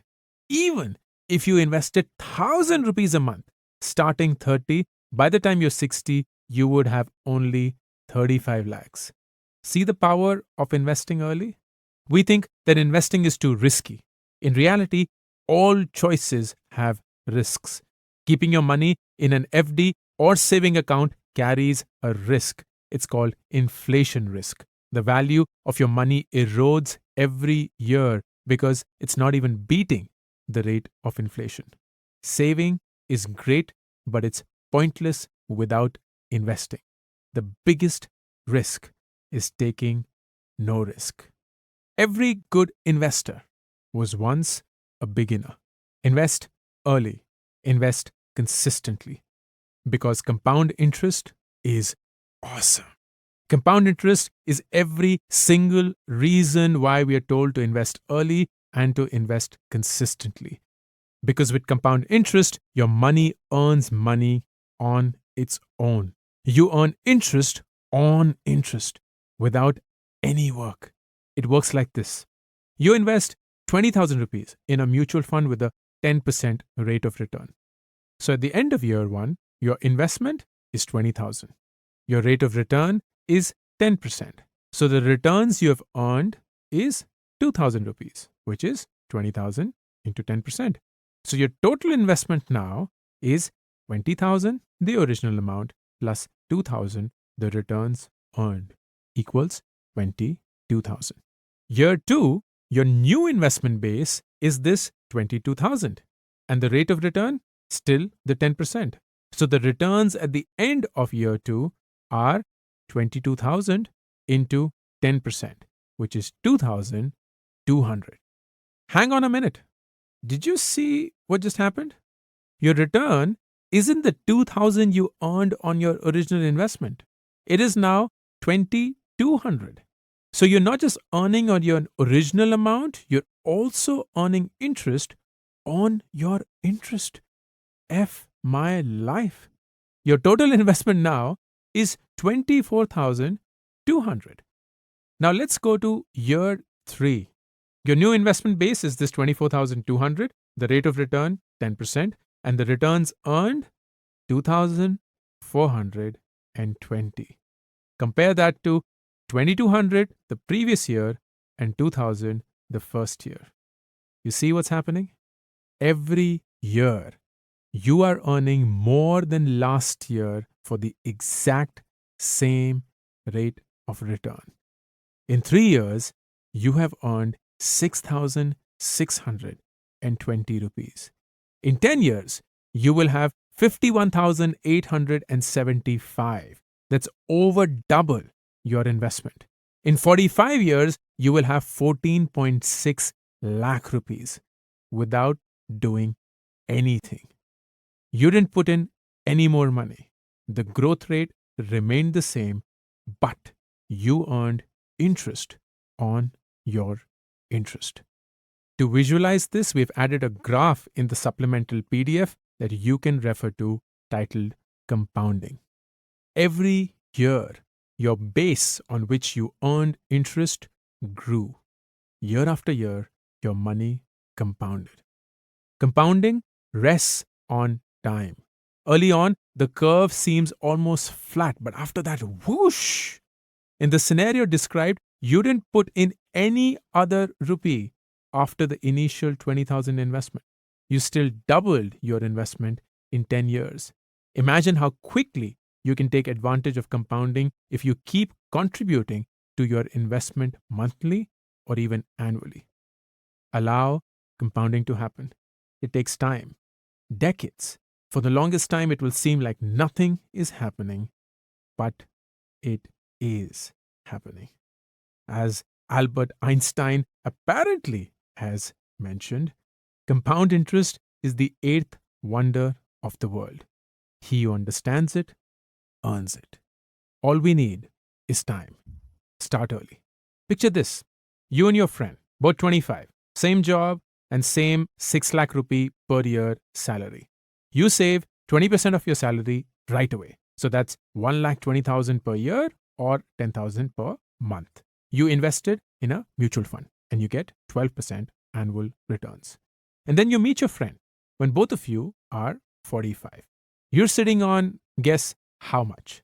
A cool 1 crore rupees. Yes, that is a cool crore, my friend. Really. Beautiful, beautiful compounding. Your friend had a different journey though. He laughed at you for investing 20% of your salary in your 20s. That's the age to enjoy and live life, baby. So that's what he did. Spend his money on things, trying to impress people. And then at 35, he decided to beat you at your own game. At that point, both of you were earning 12 lakhs per annum. And he says, I'm not going to invest just 20%. I'm going to invest 30% of my income. That is 3.6 lakhs per year or 30,000 rupees per month. 3 times your monthly investment. So he meets you at 45 and he has 70 lakh rupees. 70% of what you have with 3 times your monthly investment. He invested more, but he started later. So he ended up with less. Your 20s may seem like the worst time to invest. Your bank balance, not where you thought it should be.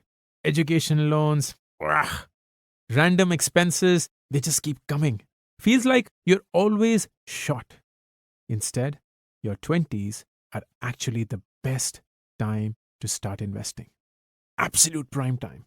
Every good investor is about that edge. You don't need to be the next Wolf of Wall Street. You don't need super stock picking powers or secret skills because you have the ultimate cheat code: time. That's your VIP pass, your greatest asset. Start. Let your money compound. We also need returns with minimal risk. We love returns. Every time we invest, we picture the potential gains. Yet, with every potential reward, there's an inherent risk. The new crypto that's all over your feed, it could soar or crash tonight. That trending stock could skyrocket or tank. That cutting edge startup, huge potential, but could stall before taking off. Risks cannot be eliminated, but they can be managed. Lower risk typically means lower returns. Think FDs. Low risk, but returns barely beat inflation. Higher risk could mean higher returns or higher losses. Think crypto. Potentially high gains, potentially huge losses. It's a casino. Your risk tolerance influences how you invest. High risk tolerance could mean you could overreach, and low risk tolerance could mean missed opportunities.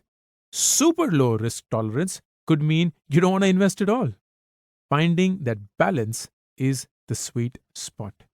Maximum rewards for a chosen risk level. Enter asset allocation.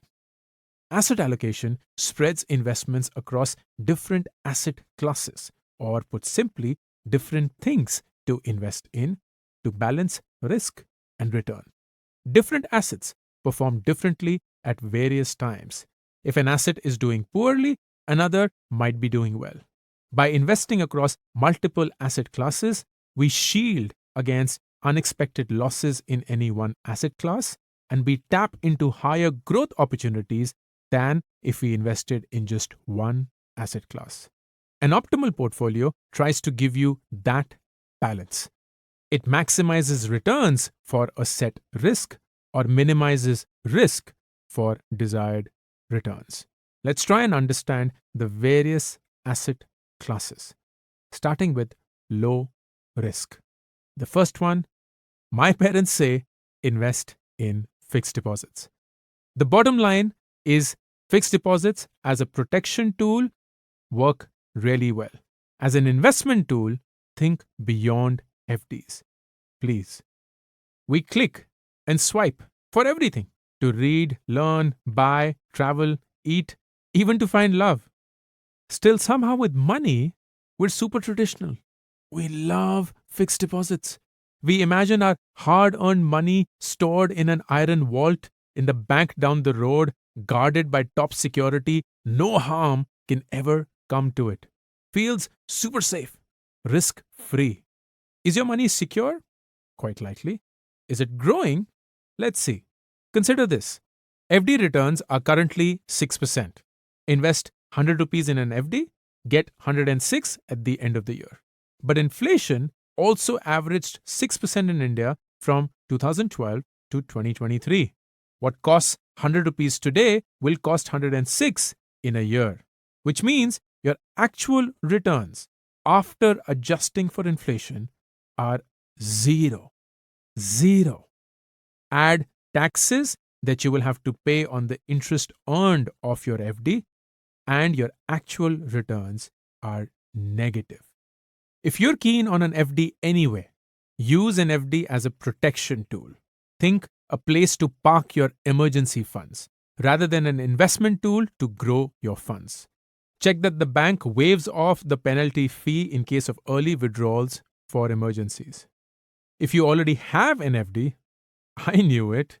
Use it to get an FD linked credit card.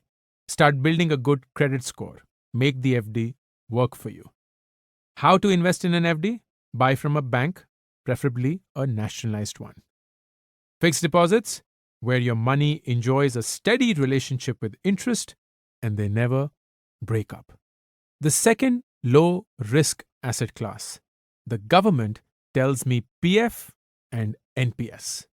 Bottom line, EPF, which is the Employee Provident Fund, and PPF, which is the Public Provident Fund, the government's dynamic duo to set you up for the future.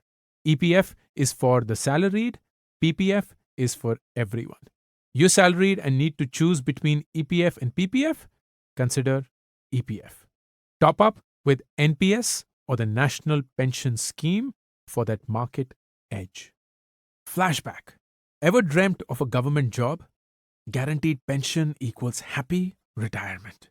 These schemes are the alt route to a happy retirement for the private sector peeps, the self-employed and unemployed.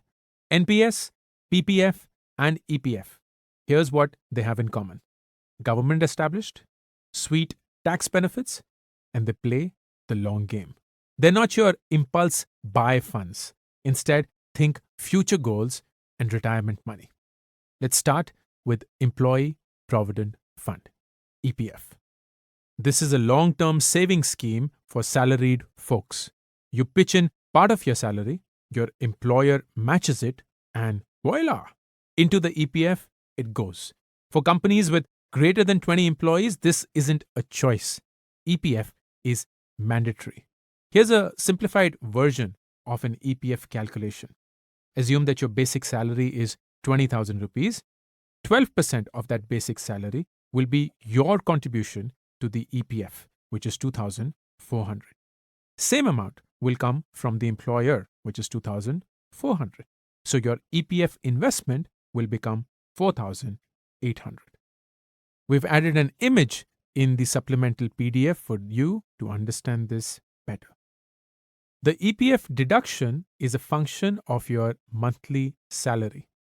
If your salary is less than 15,000 rupees a month, then the EPF deduction is 12% of basic salary. If your salary is greater than 15,000 per month, then you have two options. Option 1, invest 12% of 15,000, which is the minimum investment amount, and that's 1,800 a month.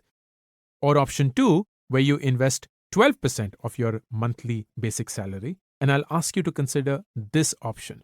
The future you will thank you. Why bother to invest in an EPF? Forces you to invest regularly, consistently, and that makes wealth building easy. It's as risk-free as any investment can be. Guaranteed returns, approximately 8.15% return as of financial year 2023-24, and potential tax benefits if you're filing under the old regime. What about EPF withdrawal? Currently working? Nope, you can't change the EPF stash. After 2 months of resigning, you can withdraw all the money from your PF account. If you've worked for less than 5 years, there is a TDS deducted at the rate of 10% on the EPF balance if the amount is above 50,000. There are exceptions for specific cases. If your employment ends due to ill health, or your employer's business shuts down, or withdrawal reasons are beyond your control. If you've worked for greater than 5 years, there are no taxes. Are you switching jobs? Then you can transfer that EPF from the old company to the new. Let's say you've worked for 3 companies over the past 7 years. If you're withdrawing it after 5 years, you still don't pay tax. Doesn't matter whether you're working with employer 1, 2, or 3. How to invest in EPF through and with your employer.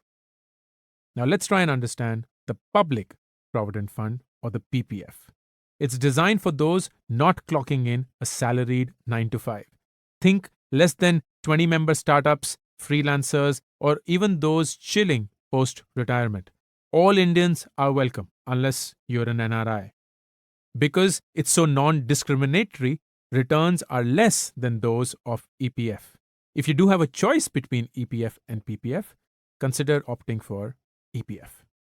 How does it work?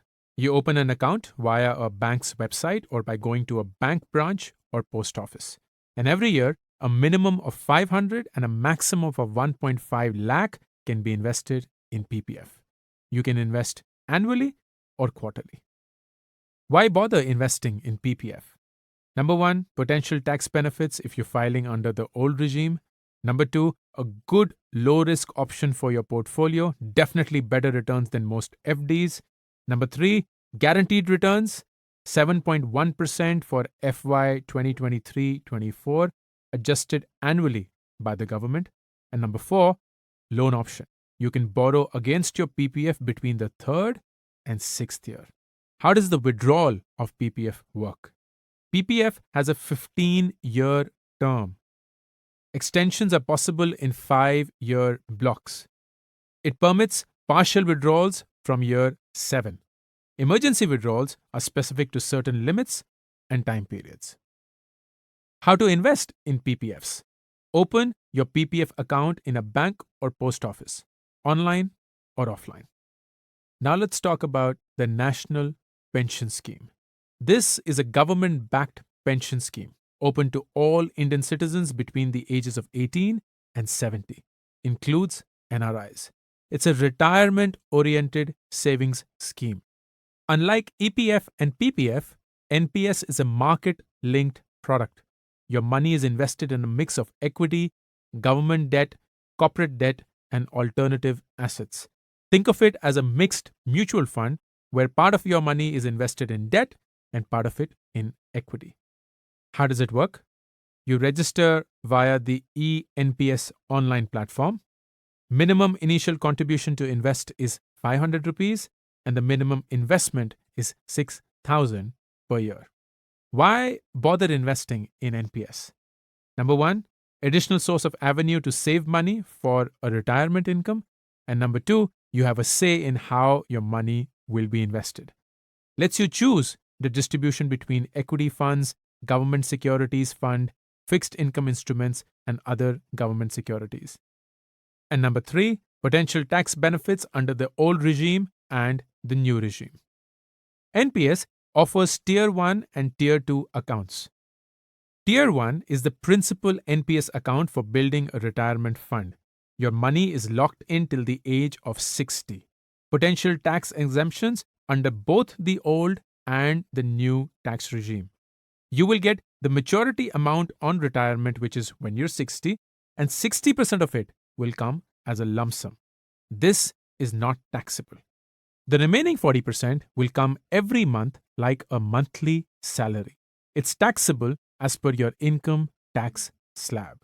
The Tier 2 is a voluntary savings account. It's an add-on to the Tier 1 account.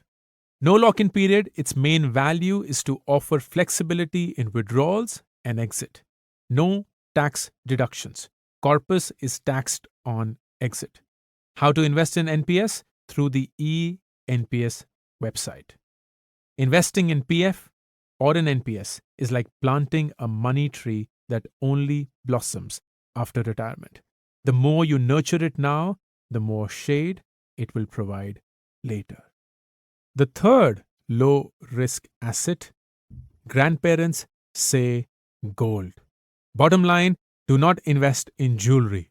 Instead, invest in sovereign gold bonds. They pretty much check every box on the top 3 reasons people invest in gold checklist. Let's start with jewelry. Buy jewelry if you like. Probably best not to think of it as an investment though. The positives, it's an easy way to start investing in gold. It's great because you can wear it and you can kill it at weddings and parties and dazzle them all. The negatives though, 10 to 30% making charges over and above the cost of gold, approximately 3% GST on ready-made jewelry. You have the need for secure storage, often inconvenient and costly, and purity isn't always assured. So you could say, all right, I'll consider gold bars or gold coins. It's an easy way to invest in gold, maybe not the smartest way. The positives, no making charges this time, guaranteed purity, quality assured by Hallmark. The negatives, 1, you can't wear those bars around your neck. The 3% GST still remains, and there is still a cost of secure storage. How do you invest in gold bars or gold coins? You buy from a reputed brand, your trusted family jeweler, or MMTC PAMP. Then some will say digital gold could be a good way to invest in gold. Your beloved gold, just stored digitally. Physical gold's cooler, more modern cousin. Every bit you buy is stored in a certified vault in your name. And PS, in case you're wondering, you don't need a demat account. The positives, transparent, you buy and sell at real-time market rates, there's no storage problems for you, guaranteed purity and you can cash out when you like, and you can invest from as low as 100 or even 1 rupee. The negative, it's digital, so there's no shiny things to flaunt daily. The 3% GST still holds. You have to pay about 2 to 3% platform commission. And if you decide to keep it too long, which is greater than 5 years, you will have to pay storage fees. How to invest in digital gold? You can buy from MMTC, PAMP, or a reputed digital gold platform, or buy through brand jewelers who have tie ups with such companies, or buy through platforms such as Paytm, Google Pay, or PhonePe, which have tie ups with these companies, or buy through fintech companies such as Grow and 5paisa. So many options. They're making it really easy for you. The smartest ones, though, will say, I will invest through sovereign gold bonds or SGBs. These are government backed digital gold bonds. The positives 100% secure, you can buy it online easily, guaranteed purity, low minimum investment, you can start with 1 gram of gold, growth in value plus 2.5% annual returns on the value invested. The 2.5% returns are accrued, which means added to your principal every year. And best, tax benefits. No capital gain tax if held until maturity, which is 8 years. The negatives, only for Indian residents, so sorry NRIs. It's available in specific periods when the RBI says so. Longish maturity period, which is 8 years. 20% capital gains tax if redeemed after 5 years, which is with indexation, and a maximum of 4 kg per person. How to invest in SGBs? They're issued by the RBI. SGBs can be bought through offices, branches, or net banking sites offered by nationalized banks, scheduled private banks, and scheduled foreign banks. Think SBI, ICICI Bank, HDFC Bank, Canara Bank, Axis Bank, Bank of Baroda. Also via designated post offices and the Stock Holding Corporation of India Limited, which is the SHCIL. And finally, some people will say gold mutual funds, which are mutual funds that invest mainly or only in gold. Gold mutual funds are bought and sold at the current net asset value, which is the price per unit of the fund. The positives, flexible investment amount, a minimum of 1,000 rupees. You can buy and sell on short notice and without hassle. It allows for SIP investments, and there's no inconvenience of storage. The negative, you don't actually own gold. The cost of 0.6 to 1.2% of your investment, and there is a possible exit load or a penalty in the range of 1 to 2% if you redeem before a year. How to invest in gold mutual funds?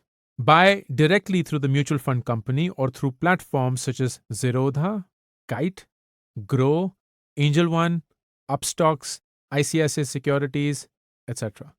Investing in gold is like having a shiny pet rock. It doesn't fetch, roll over, or do tricks, but it has a way of making you feel richer. Let's try and understand the medium risk assets now, starting with corporate uncle says corporate bonds. The bottom line, you lend to companies, they promise to return your principal plus guaranteed interest. If the bond is thoroughly vetted, it can be a win-win. Businesses always need funds to scale up, expand operations, buy new equipment, build new facilities, grow. One way of raising these funds is by issuing a bond. When you buy a bond, you're lending to that company. In return, they commit to pay back with interest.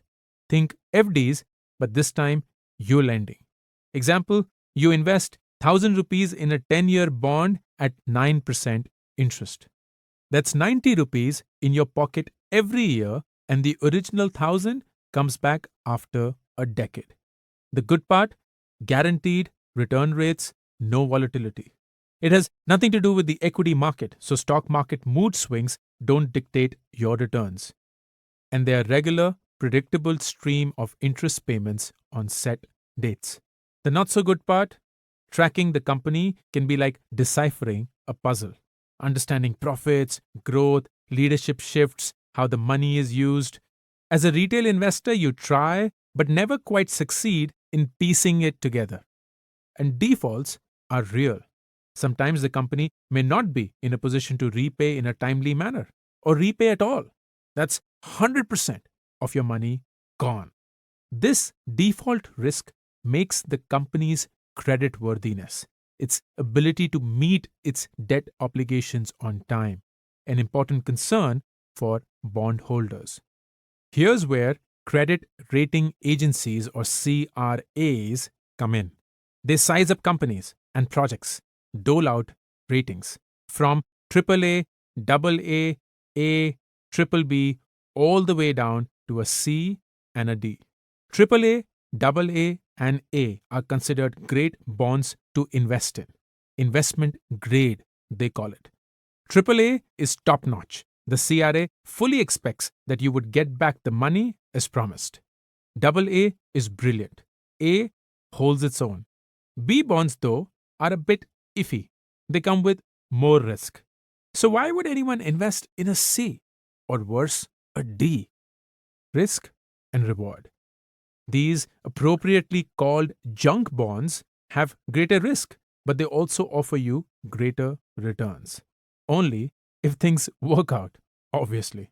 Recommendation: stick with AAA or AA grades. You're in for the sure money, not the risk. Either way, you need to make sure they're carefully vetted. How to invest in corporate bonds? If you don't have the time or expertise to do so, use companies like Wint Wealth and Golden Pie to help you pick the right bond. Corporate bond investing is like lending money to the suits in the corner office. You collect interest while they make the tough decisions. The second medium risk asset, millionaires tell me, real estate. Bottom line, real estate investment equals bragging rights at family parties. It has its rewards, can create passive income. It has its downsides. It's illiquid, requires upfront capital, maintenance, and time. REITs offer a simpler entry.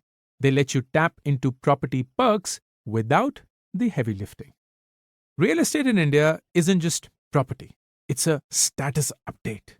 Look, Ma, I bought a house. It's a great option to diversify your portfolio. It's less volatile than stocks or bonds. It's a good way to make some passive income. You buy property, become a landlord, woohoo, and enjoy your rental income. The catch: you have to be able to afford it. Real estate requires some serious upfront capital. If you opt for smaller plots, the rental income may not be lucrative. Also, it isn't really liquid. To access your money, you have to go through the process of selling your property, which can take a lot of time. REITs or real estate investment trusts are yet another option. They're cooler, less messy, and cheaper. REITs own and operate properties, make income from them. They distribute rent amongst unit holders. So it's like buying a fraction of a property. You buy units, becoming part owner of some swanky commercial space. Think of it as mutual funds for real estate. You can invest in a single unit of REIT and purchase units through a demat account the same way you would buy shares in a listed company. How to invest in REITs? If you don't have the time or the expertise to do so, buy REITs from the stock market using platforms such as Zerodha, Kite, Grow, Angel One, Upstocks, ICICI Securities, etc. Real estate investing is like a relationship. At first, it's about location, location, location. But after a while, it has to do with renovation, renovation, renovation. The third medium risk asset. Personal finance creators say mutual funds. Bottom line, mutual funds is equal to stock market's beginner-friendly zone. Let the experts manage while you invest. Mutual funds, or MFs as we call them, lets you pool your money with that of other investors to mutually buy stocks, bonds, and other assets. They're run by professional fund managers. MFs give you the flexibility to invest as specifically or generically as you want. Invest in large companies only, or mid-sized companies, or small companies only, or all. Invest in the tech sector, or in healthcare, or in multiple sectors. You get the flexibility to pick the broad themes you wish to invest in. They allow fractional ownership, super cost efficient. You want to own multiple stocks, but you can't afford them individually at their minimum price. You want to own stocks, bonds, and other assets. You can't afford to buy them individually either. Mutual funds to the rescue. The mutual fund buys these stocks or assets. You buy a unit of the mutual fund. Invest as low as 100 and you still get exposure to all the investments in the fund and the income they generate. You get to rely on other people's expertise and experience, which you may not have. You may not have the expertise to pick stocks or know which sectors to bet on. An expert does the research, takes care of the hard part. A fund manager rebalances, updates the fund from time to time. Mutual funds charge a fee, the total expense ratio or the TER, for their operating costs. If you invest 50,000 rupees at a 2% TER, you're paying 1,000 to the fund, which is 2% of 50,000. The remaining 49,000 is invested. There are two types of mutual fund plans, direct and regular. Regular mutual funds are bought through advisors or brokers. They get a commission, so these plans cost you more. Direct plans are bought straight from the mutual fund, typically on their website. Go for these, always. There are three types of mutual funds. Debt mutual funds, which are funds that invest in assets with a fixed rate of return, include corporate bonds, government bonds, could also include FDs. Good if you want stable returns. Then there are equity or growth mutual funds. These funds invest in equity, that is, the stock market. Higher risk than debt funds, potentially higher returns. And then the third is a hybrid or balanced mutual fund, where there is a combination of debt and equity. The ratio of the two depends on your risk appetite. A few things to note when investing in mutual funds. Number one, save on taxes when you can. Leverage Section 80C of the old tax regime to get exemptions up to 1.5 lakh rupees on your yearly income. ELSS or Equity Linked Savings Scheme is a popular tax saver. These funds are spread across various market caps and come with a 3-year lock-in.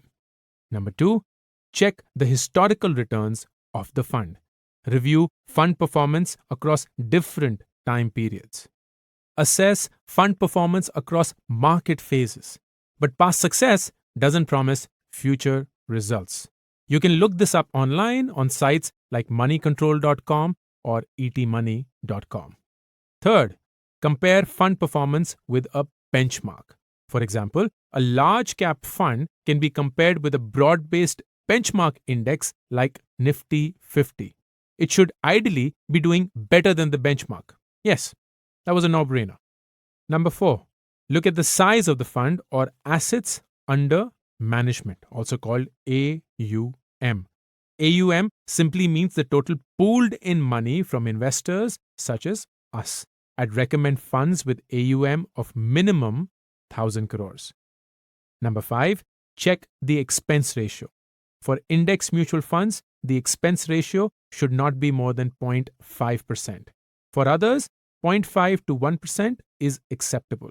Above 1.5% is considered high. And finally, number 6, check for exit load. This is a penalty you have to pay if you redeem early. Ideally, there should be no exit load. Exit load for 1 year is acceptable. You wouldn't want to sell before that, as it is. Above 1 year is considered high. How to invest in mutual funds? Directly through the asset management company, offline or through their websites and apps, or through platforms like, you know the drill, Zerodha, Coin, Grow, Angel One, Upstocks, ICICI Securities, etc. Mutual funds are the only place where you can have a diverse group of assets working for you without the drama of office politics. Now let's talk about high risk investment assets, starting with Uncle Sayers stock market trading. The bottom line: trading requires deep insights, time, and involvement. It's not for beginners or busy peeps. Definitely not for the faint hearted. Investing and trading, often used interchangeably. Not the same thing though. Trading is, well, just that, trading. You buy, you sell. You're in today, out today. Traders watch the short term price changes of stocks. They bet on market rises and dips, try to make money on short term price movements. It's about timing, it's about trends. Buy low, sell high. Aim to maximize returns daily, monthly, or quarterly. It's a high risk trading game for high returns. Investing in the stock market is quite different. You buy the shares of a company or several companies that you believe will grow. You now own the stocks, also called delivery. You own part of the company. As a shareholder, you're invested in the company and its growth. How to trade in stocks? Trade in stocks from brokerages such as Zerodha, Kite, Grow, Angel One, Upstocks, ICICI Securities, etc. Stock trading is like a Balaji soap opera. There's drama, excitement, betrayal, and frequent heartbreaks, but you can't resist tuning in every day. The second high risk investment asset. Tech bros tell me crypto. Bottom line: invest in a cryptocurrency if you believe in its long term prospects. Be willing to absorb large price swings and potential losses. Crypto is buzzing, and not just on X or Twitter. Its allure is undeniable. It is challenging traditional finance. It's the maverick questioning the norm, plus the dream of big wins. Like with everything speculative, this hope is addictive. But here's the thing with crypto: it's also risky. Prices swing, and they swing big. You can check it 5 times a day, and the prices can vary wildly. One day you see a 10% jump, the next day it might plummet just as much.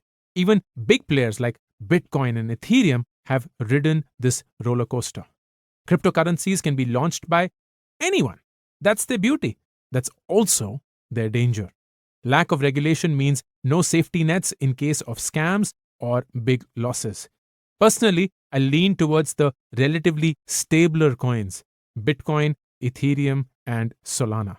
But do your own research before diving into any crypto investment. Invest only if you're willing to play the long game, like with all other investments. Be ready to absorb large price swings. There's no room for knee-jerk reactions here. FOMO buys and panic sells? Bad strategies. Always. And always keep this asset class to 5% or less of your portfolio. How to invest in crypto?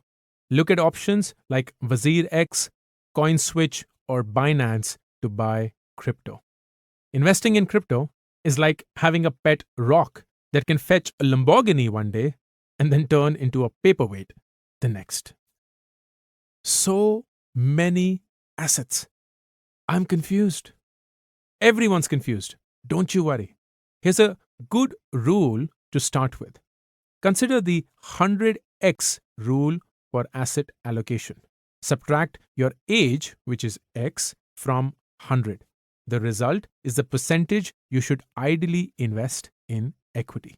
Say you're 25, so 100 minus 25 is invest 75% in equities. The other 25%, put it in the low risk assets such as sovereign gold bonds or EPF, PPF. However, this rule is too generic and will not always work. I share a more detailed approach based on your age and income in the chapter titled "And Manage My Money Well." Exception to the rule: don't invest money you need in the short term into equity or hard to sell assets. For instance, if you need money for a course in 6 to 8 months, keep that money in liquid assets. Number 2, pick your assets as per your risk profile and the returns you're looking for. Younger people typically have a long term horizon and can afford to take some risk. It's a personal decision, though. You need to gauge your comfort with risk and the accompanying returns. You can use the rule of 72 to understand how long it will take to double your investment. The rule states that 72 divided by the rate of return of your investment is the approximate number of years taken to double your money. For example, if your portfolio gives you 12% returns, then you expect your money to double in 6 years, which is 72 divided by 12. If your portfolio gives you 15% returns, then you expect your money to double in about 4.8 years, which is 72 divided by 15. If the portfolio gives you 18% returns, then you expect your money to double in about 4 years, which is 72 divided by 18. Use this rule for individual assets too. For example, if you invest in an FD with 6% rate of return, your money will double in 12 years. If you invest in a mutual fund with 10% return, your money will double in about 7.2 years. If you invest in crypto with no typical rate of return, you don't know when it will double. It may double tomorrow or go to zero. And the third thing, diversify. Then double down on what is working. Spread your bets, not just one asset. Love gold? We all do. Still, doesn't mean we put everything there. Partial to tech? Nice, but spread beyond it. Work in healthcare? Super, but you alone can't influence the outcome of the whole sector, unfortunately. Diversify within assets too. Once you're in it, and only when you understand it, double down on what is working. Over-diversification may not yield supernormal returns. Owning more of what is working may. And finally, number 4, remember, you're playing for the long term. If the market goes up and down, does this mean you do not invest? No. It means you need to have a long-term horizon to investing. You can either think of investing as a quick fling, you are in when it's good, you're out when it's bad, or you can think of it as a committed relationship. You give it time, you ride out the cycles, stick with it through the highs and lows. Kind of the difference between Tinder and Shadi.com, perhaps? Whether you are a free spirit or all about commitment with finances, play the long game. Crucial reminder. The most important cost in investing to watch out for is the psychological one. No investment is worth it if it gives you returns while taking away your sleep. On the other hand, no investment is worth it if it just sleeps while you do all the work. So how to begin investing? What's the mechanics of it all? Investing is a good thing. We all hopefully get this by now. Starting off can be pretty confusing though. First, the basics. You start with save, invest, repeat. The 50-30-20 budgeting rule is a good place to start. 50% of your monthly income for your needs, which is EMI, rent, food, utilities, bills. 30% for your wants, phone, car, gadgets, vacation, and 20% straight to investments. You then build your safety net. Build your emergency fund. Invest in health insurance and life insurance. Then you save all possible taxes. You can and should invest in assets that cut your taxable income. ELSS, EPF, PPF, NPS, your insurance premiums all fall under ATC deductions up to 1.5 lakh per year. Make these investments. Next, open a demat account to start investing in equity. A demat account works like an electronic bank for your investments. Stocks, mutual funds, bonds, ETFs. Example, if you buy company shares, it's entered in electronic form in your demat account. It's mandatory to have a demat account for equity investing. Choose from platforms such as Zerodha, Grow, 5paisa, Upstocks, etc. to open your demat account. Plenty of options to choose from. You'll need a PAN card and an Aadhaar card to get started, along with a few other documents that serve as your ID proof and address proof, and carry your bank details. Next, SIPs. Invest regularly to smooth out market volatility. Systematic investment plans or SIPs are not schemes or investment products in themselves. Think of them as EMIs, just that instead of paying a bank, you're paying yourself. Sweet. An SIP is a financial ritual. Every month on a set date, money automatically transfers from your account to a chosen mutual fund, making savings feel less heavy on the wallet. SIPs are also great to manage market mood swings. With SIPs, you buy at regular, set intervals at different market prices. You get more units when prices dip and less when they peak. This averages out your investment cost. It's your shield against market mood swings. SIPs also harness the power of compounding. With SIPs, you stay consistent. It's not just that your main account grows, the returns on that amount grow too. Over time, this multiplies your money. You should pick direct over regular SIP plans. Direct plans generally have a lower expense ratio. This translates to higher returns in the long run. If you're already in a regular plan, though, and you want to switch to direct, check for potential exit loads and capital gain tax implications. Pick the right platform for your SIP. There are numerous platforms that exist: Coin, Grow, ICICI Securities, Angel Broking, Upstocks. Each come with unique features and offerings. Research and pick a platform that aligns with your investment goals and comfort. And don't stop mutual fund SIPs. Market is low, returns are not good. No excuses. Don't stop. And finally, start. Personal finance is personal for a reason. Your approach is yours. Own it. Never let anyone push you to invest in something that makes you uncomfortable. Never invest in anything with the belief that you can't lose. Sometimes you will be luckier than others. Other times you won't. Sometimes you will outsmart others. Other times you won't. Your only persistent edge in investing is starting earlier than others, being consistent, and being more patient than others. As Warren Buffett beautifully and famously said, the problem is that no one wants to get rich slowly. As we end this really long but important chapter, I want you to think about this. Start investing as early as you can, even if it's a small amount. Compound interest multiplies your money at an accelerated rate. You earn interest on your interest. The longer your money stays invested, the better for you. Your risk tolerance determines how you invest. Assets with low risk typically give you lower returns. Assets with higher risk could give you higher returns, but also higher losses. The wise ones balance risk. How do you balance risk? Asset allocation. You invest across different assets with different risks. What's a good rule to manage risk? The 100x rule. If X is your age, then invest X% in fixed income, which is lower risk, and 100 minus X% in equities, which is higher risk.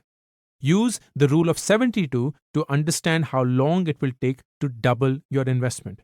The rule states 72 divided by the rate of return of your investment is approximately the number of years taken to double your money. And remember, you're playing for the long term. Before we go to the next chapter, I want you to do this. Open a demat account to start investing in equity. Pick a reliable brokerage or bank to open a demat account and dive into equity investments. You can do this online through platforms such as Zerodha, Grow, 5paisa, or Upstocks. You decide your asset allocation strategy. Decide how much you will invest in equity. The 100x rule is a good start. Within equity, decide how much risk you're willing to take. How much in large cap mutual funds? How much in mid cap mutual funds? How much in small cap mutual funds? Within fixed income or safer assets, decide how will you split it among different assets. Example, EPF, NPS, gold, bonds, etc. Automate your investments. Create a separate account to park your savings to invest. Set up auto transfers from your salary account to your investment accounts. And finally, start systematic investment plans or SIPs. They're great to balance out market volatility. Chapter 7. And manage my money well. Most people overestimate what they can do in a year, and they massively underestimate what they can accomplish in a decade or two. The fact is, you are not a manager or circumstance. You are the architect of your life's experience. A quote by Tony Robbins. The job I got after graduating post my MBA from the Indian School of Business paid me a lot of money. So I spent it to show that I had a lot of money. Bought a car, upgraded the house, bought appliances, got a credit card. In my 20s, I had a rich mindset, all about spending, all about flexing, living for the present. Now at 40, I wish I had the wealthy mindset, planned for the future while still living life, built and grown wealth consistently for financial security, for financial independence. Our money decisions today determine the quality of our lives tomorrow. Money provides us with opportunities. It drives our ambitions. It fuels our dreams. It gives us freedom. It gives us comfort. Money isn't just currency, it's a lifeline. But here's what's strange. For something so crucial, we don't have a game plan. Most of us are just going with the flow, winging it as we go along. In our 20s, we're all about the carefree life, my rules, and all of that. Then the 30s come around. Adulting crashes the party with bills and grown-up stuff. We hit the 40s, 50s. Retirement isn't too far off. Kids start talking about college fees. You need a new laptop? The kids want one too. We don't feel as healthy as we used to, but we are making those ends meet, hanging in there. Still, there's a nagging feeling. We wish we'd planned better. The older we get, the more money matters. But in our 20s, we don't see that. We miss out on the game-changing potential of investing. We miss out on the magic of compounding. We miss out on giving our money enough time to grow. Starting early is the way to go, but it's never too late to start. Get intentional about your money. It's your money story. You write it. Your financial plan must evolve with each life stage. Picture this. You're in your 20s earning 5 lakh rupees annually. You're living with your parents, few bills, no dependents. Life's great. Jump to your 30s, that same 5 lakh feels tighter. Family responsibilities grow, health concerns arise, your parents are also getting old. Now in your 40s, that same 5 lakh could spell disaster. Retirement is getting closer. What's the plan, bro? This situation may be unlikely, but the point of this example is still valid. Your money game has to level up with increasing age and income. So let's visualize your life across 3 decades, 20s, 30s, and 40s, and across 3 income bands, annual salary of less than 3 lakhs, 3 to 9 lakhs, and above 9 lakh rupees. There you have it, a 3 by 3 grid, 9 different combos, 9 game plans. Find your place in the grid. Think of this as the only 3 by 3 cheat sheet you need for the game of life. Financial planning by age and salary. If your age is in your 20s and income is less than 3 lakhs per annum, the headline, you have time. Take risks, find ways to boost your income. First, financial protection. Emergency fund, build for 3 months. Health insurance for your parents, they need it. You can be without one right now. Life insurance can wait till your 30s or till your income exceeds 9 lakhs annually. Don't spend more than 20% on your desires. At this income, you can't afford to spend more than 20% of your monthly salary after tax, my friend, on things you desire. Find ways to increase your income. Upskilling is a great way to do this. Study further. Start and complete online courses. Take up odd jobs. Earn more money. Look for other active or passive income opportunities. Share about this in detail in the chapter titled Now I Really Want to Earn Some Money. Invest at least 30% of your income. Time is your biggest asset. That's what you're going to leverage. Most of your portfolio should go into the stock market to maximize the power of compounding and get yourself higher returns.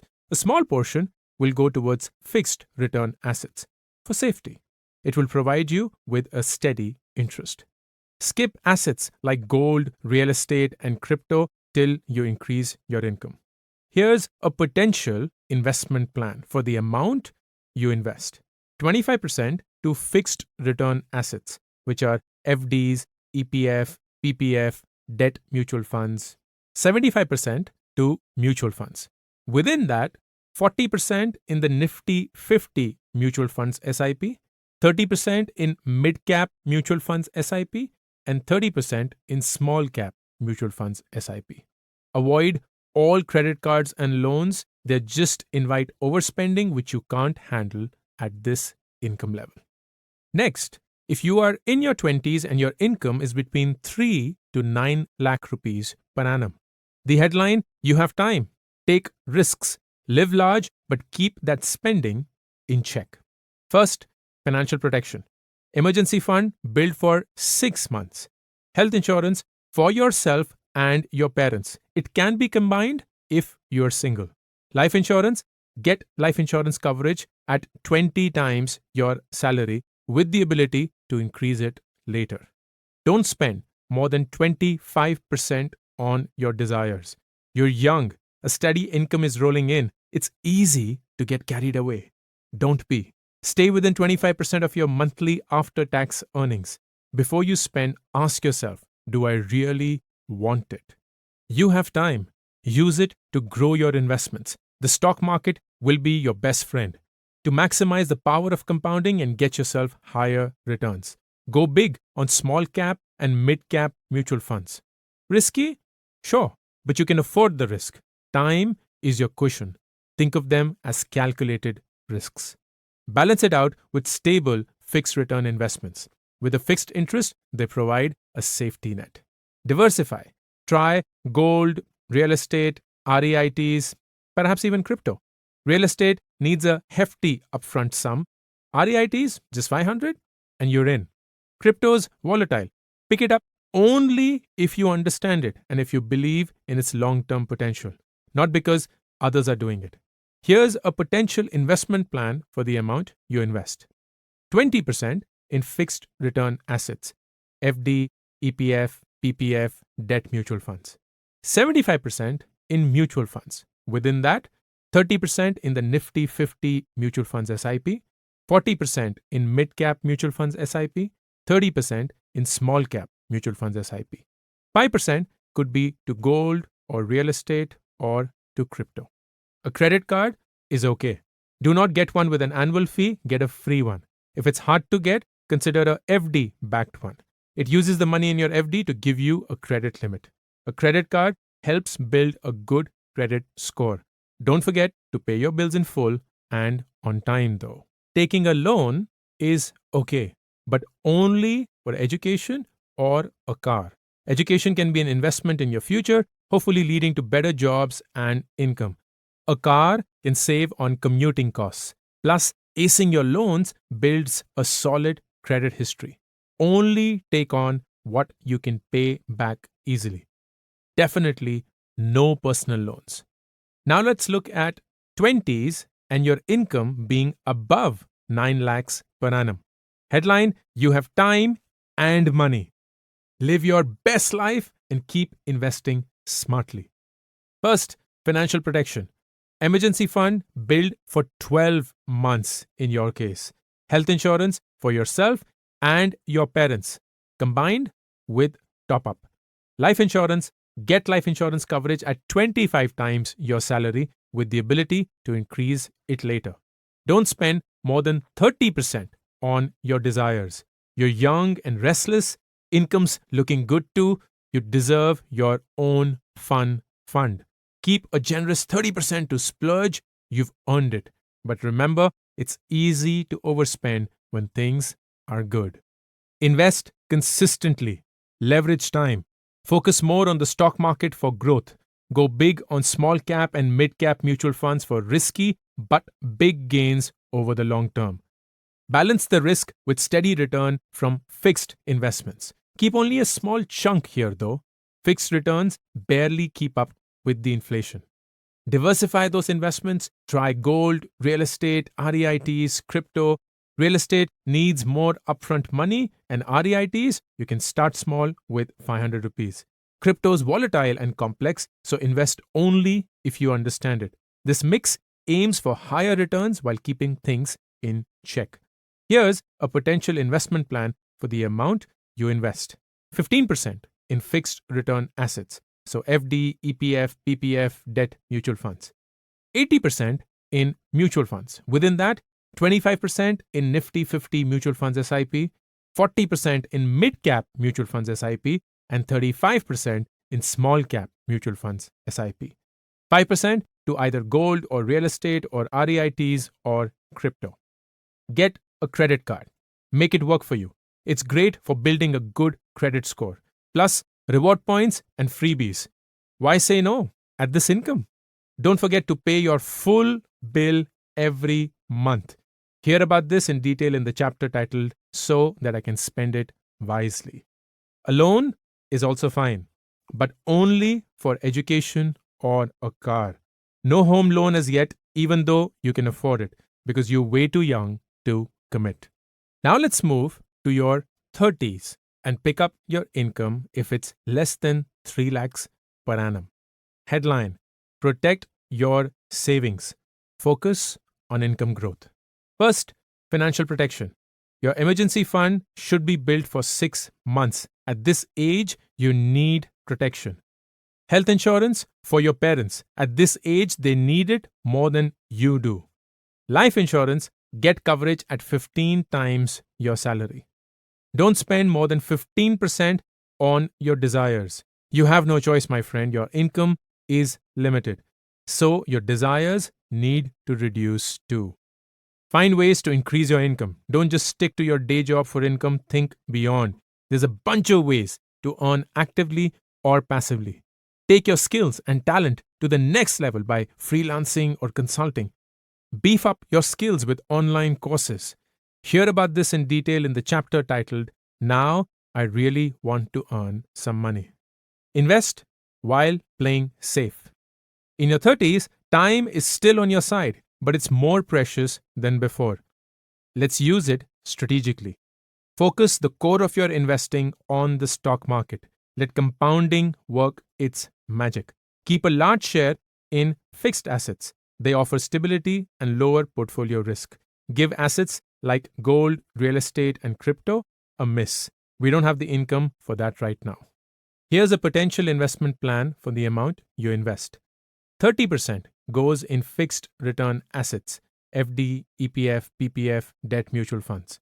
70% goes in mutual funds. Within that, 70% in Nifty 50 mutual funds SIP, 25% in mid-cap mutual funds SIP, and 5% in the small-cap mutual funds SIP. Avoid credit cards and loans. They invite overspending. Juggling debt on a tight income can be tough. Now let's look at your age in your 30s and your income between 3 to 9 lakh rupees per annum. The headline: Decent place to be. Time is still your best asset. Don't be greedy. Don't be scared. Stick to the plan. First, financial protection. Emergency fund built for 9 months, since you can afford to. Health insurance for yourself plus spouse plus kids and for your parents with top-up. Life insurance, get coverage at 20 times your salary with the ability to increase it later. Don't spend more than 20% on your desires. Think of it as your personal indulgence budget on an after-tax income basis. But don't cross that line. This range lets you treat yourself and invest smartly. It's a happy middle ground. Don't make hasty investment decisions. Don't let shortcuts and quick gains tempt you. They can cloud your financial judgment, push you to take bigger risks than necessary. Say no to spur of the moment choices driven by emotions. Stick to your investment plan even during market volatility. Find ways to increase your income instead. Choose side gigs that align with your passions and skills. Think freelancing, consulting, and more. Hear about this in detail in the chapter titled Now I Really Want to Earn Some Money. Make your money work for you. In your 30s, seeking stability makes sense. But remember, time is your ally. Use it to leverage compounding. Dedicate a smaller portion to fixed return assets. They keep things steady and dial down overall risk. But their returns might not outpace inflation by much. The core of your portfolio should focus on the stock market for growth and higher returns. Nifty 50 takes the lead with consistent earnings.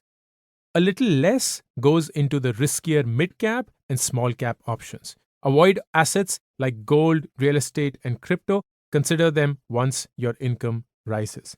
Here's a potential investment plan for the amount you invest. 25% goes in fixed return assets, FD, EPF, PPF, debt, mutual funds. 75% goes in mutual funds. Within that, 60% in Nifty 50 mutual funds SIP, 30% in mid-cap mutual funds SIP, and 10% in small-cap mutual funds SIP. A credit card is okay at this stage. Pay the bill in full always. This allows you to build a credit score without taking a loan. Please avoid loans.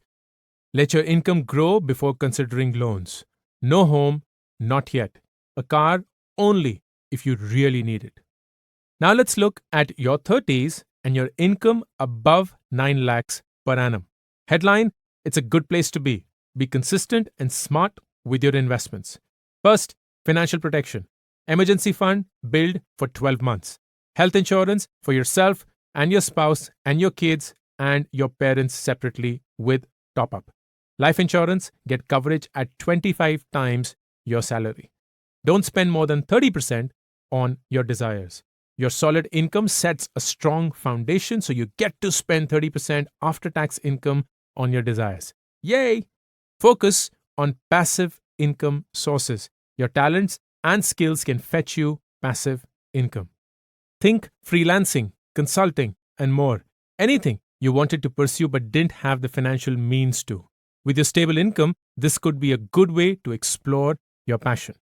Hear about this in detail in the chapter titled, Now I Really Want to Earn Some Money. Invest consistently. Investing regularly can be a game changer. You've got the advantage of time and money. Let compounding work its magic over the years. It's not about timing the market, it's about giving your investments time to grow. Here's a potential investment plan for the amount you invest. 20% goes in fixed return assets, FD, EPF, PPF, debt mutual funds. 75% goes in mutual funds. Within that, 50% in the Nifty 50 mutual fund SIP, 35% in the mid-cap mutual funds SIP, and 15% in small-cap mutual funds SIP. 5% goes to gold or real estate or REITs.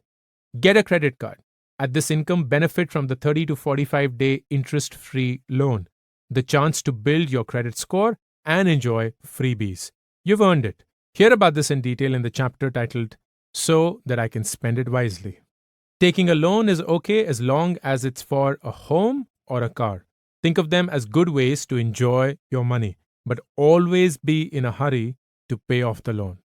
Remember, one extra EMI per year plus 10% higher EMI every year reduces a 25-year loan to just 10 years.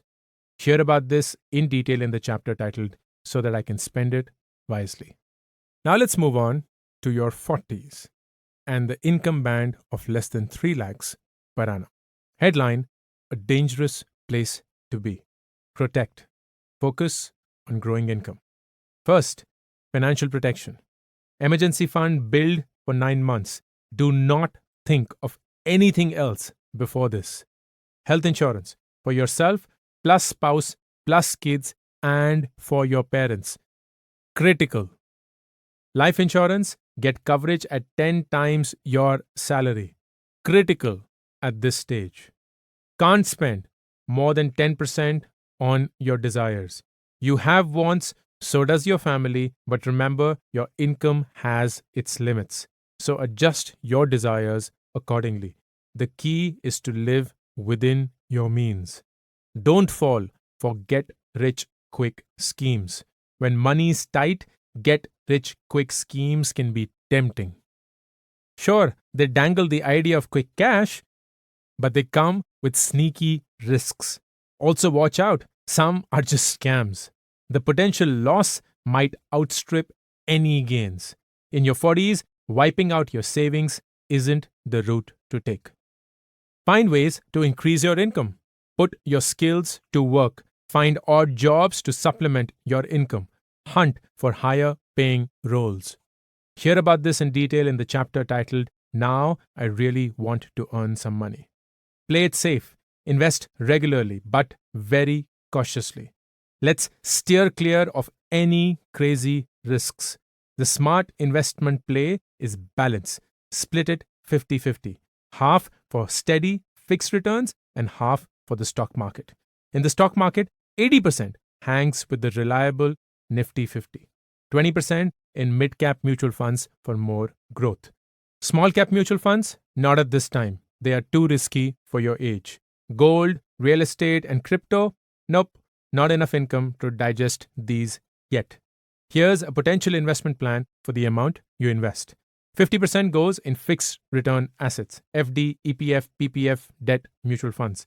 50% goes in mutual funds. Within that, 80% in Nifty 50 mutual funds SIP, 20% in mid-cap mutual funds SIP, and 0 in small-cap mutual funds SIP. Absolutely no credit cards and loans. With lower earnings, repayment can be a hassle. Now let's look at your 40s and your income between 3 to 9 lakh rupees per annum. Headline, a tricky place to be. Focus on side income. Choose renting over buying. First, financial protection. Emergency fund, build for 9 months. Health insurance for yourself, spouse, kids, and your parents. Life insurance, get coverage at 15 times your salary. No more than 15% on your desires.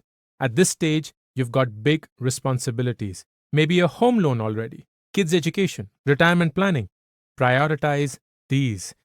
By keeping wants to 15%, you keep a good chunk for needs and leave some for investments. This keeps debt and stress at bay. Consider renting a house over buying. Wanting a house in your 40s is understandable, but with limited income, renting is a wiser choice. You don't want more money going out. Loan interest, taxes, maintenance of your home. Renting lets you save for different things, investments, assets. Avoids tying up a big part of your funds. Gives you flexibility for other opportunities. Hear about this in detail in the chapter titled, So That I Can Spend It Wisely. Find ways to increase your income. Put your expertise to work. Try consulting, freelancing, or side gigs. Focus on upskilling to get higher paying roles. Reach out to your connections for job referrals, new opportunities.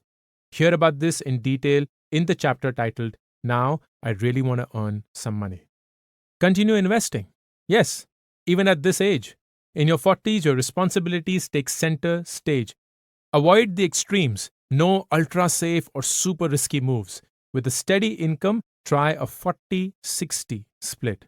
40% in steady fixed returns, the rest in the stock market. Fixed returns suit your age and income, the stable anchor in your portfolio. In the variable realm, it's 75% in the Nifty 50 for dependability and add 25% in mid-cap mutual funds for extra gains. Small-cap mutual funds, real estate, and crypto, I'd suggest you skip them, too risky. Here's a potential investment plan for the amount you invest. 40% goes in fixed return assets, FD, EPF, PPF, debt mutual funds. 60% goes in mutual funds. Within that, 75% in Nifty 50 mutual funds SIP, 25% in mid-cap mutual funds SIP, and 0 in small-cap mutual funds SIP. Avoid credit cards and loans. They can lead to unnecessary debt and financial stress, neither of which you need right now. And finally, let's look at your age in your 40s and your income above 9 lakhs per annum. Headline: a safe place to be. Protect yourself, invest consistently. First, financial protection. Emergency fund, build for 12 months. Health insurance for yourself, plus your spouse, plus kids, and for your parents with top up. Life insurance, get coverage at 20 to 25 times your salary. Don't spend more than 25 to 30% on your desires. When you're in a good financial space, splurging can be tempting. But don't forget the golden 25% rule. Buy only stuff you really want. Otherwise, you'll end up with the things you will regret having bought, and with less money. Keep the focus on needs, protection, and future goals. Focus on consistent investing. You are not late. Start investing if you haven't already. You still have time.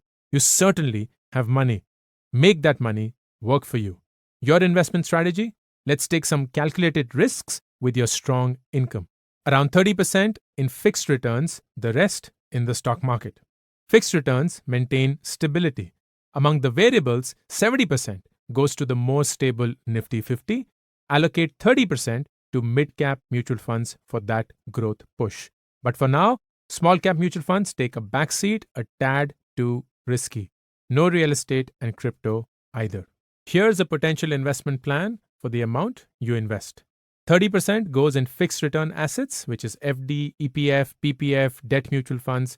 70% goes in mutual funds. Within that, 70% in Nifty 50 mutual funds SIP, 30% in mid-cap mutual funds SIP, 0 in small-cap mutual funds SIP. Get a credit card. Use it wisely, within your limits. Pay the bill in full and on time. Enjoy the freebies. Build that credit score. Hear about this in detail in the chapter titled So That I Can Spend It Wisely. A home loan at this stage is okay. It's a chance to invest in a valuable asset, your own home, and get tax benefits. As retirement nears, it also offers stability. With a solid income, managing repayments is also easier. In the end, your financial path is shaped by your age and your income, along with what you want in life and your responsibilities. You have the cheat sheet, but you're holding the cards. Only you decide how to play them.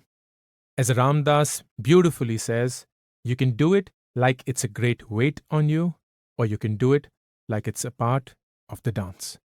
As we come to the end of this chapter, I want you to do this. Find out where you are on this 3x3 grid. Make adjustments to your financial plan accordingly. Emergency fund, health insurance, life insurance. What's the max amount for wants?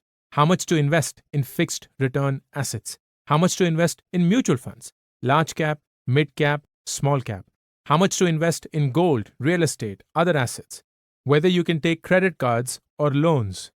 And figure out where you will be on this grid 5 years from now and how you will have to adjust your financial plan accordingly. In the supplemental PDF, we have provided a very clear summary for each of the decades and each of the income streams. So for your 20s, salary below 3 lakhs, 3 to 9 lakhs, above 9 lakhs. For your 30s and your 40s, the same income band. These tables can be referred to in the supplemental PDF.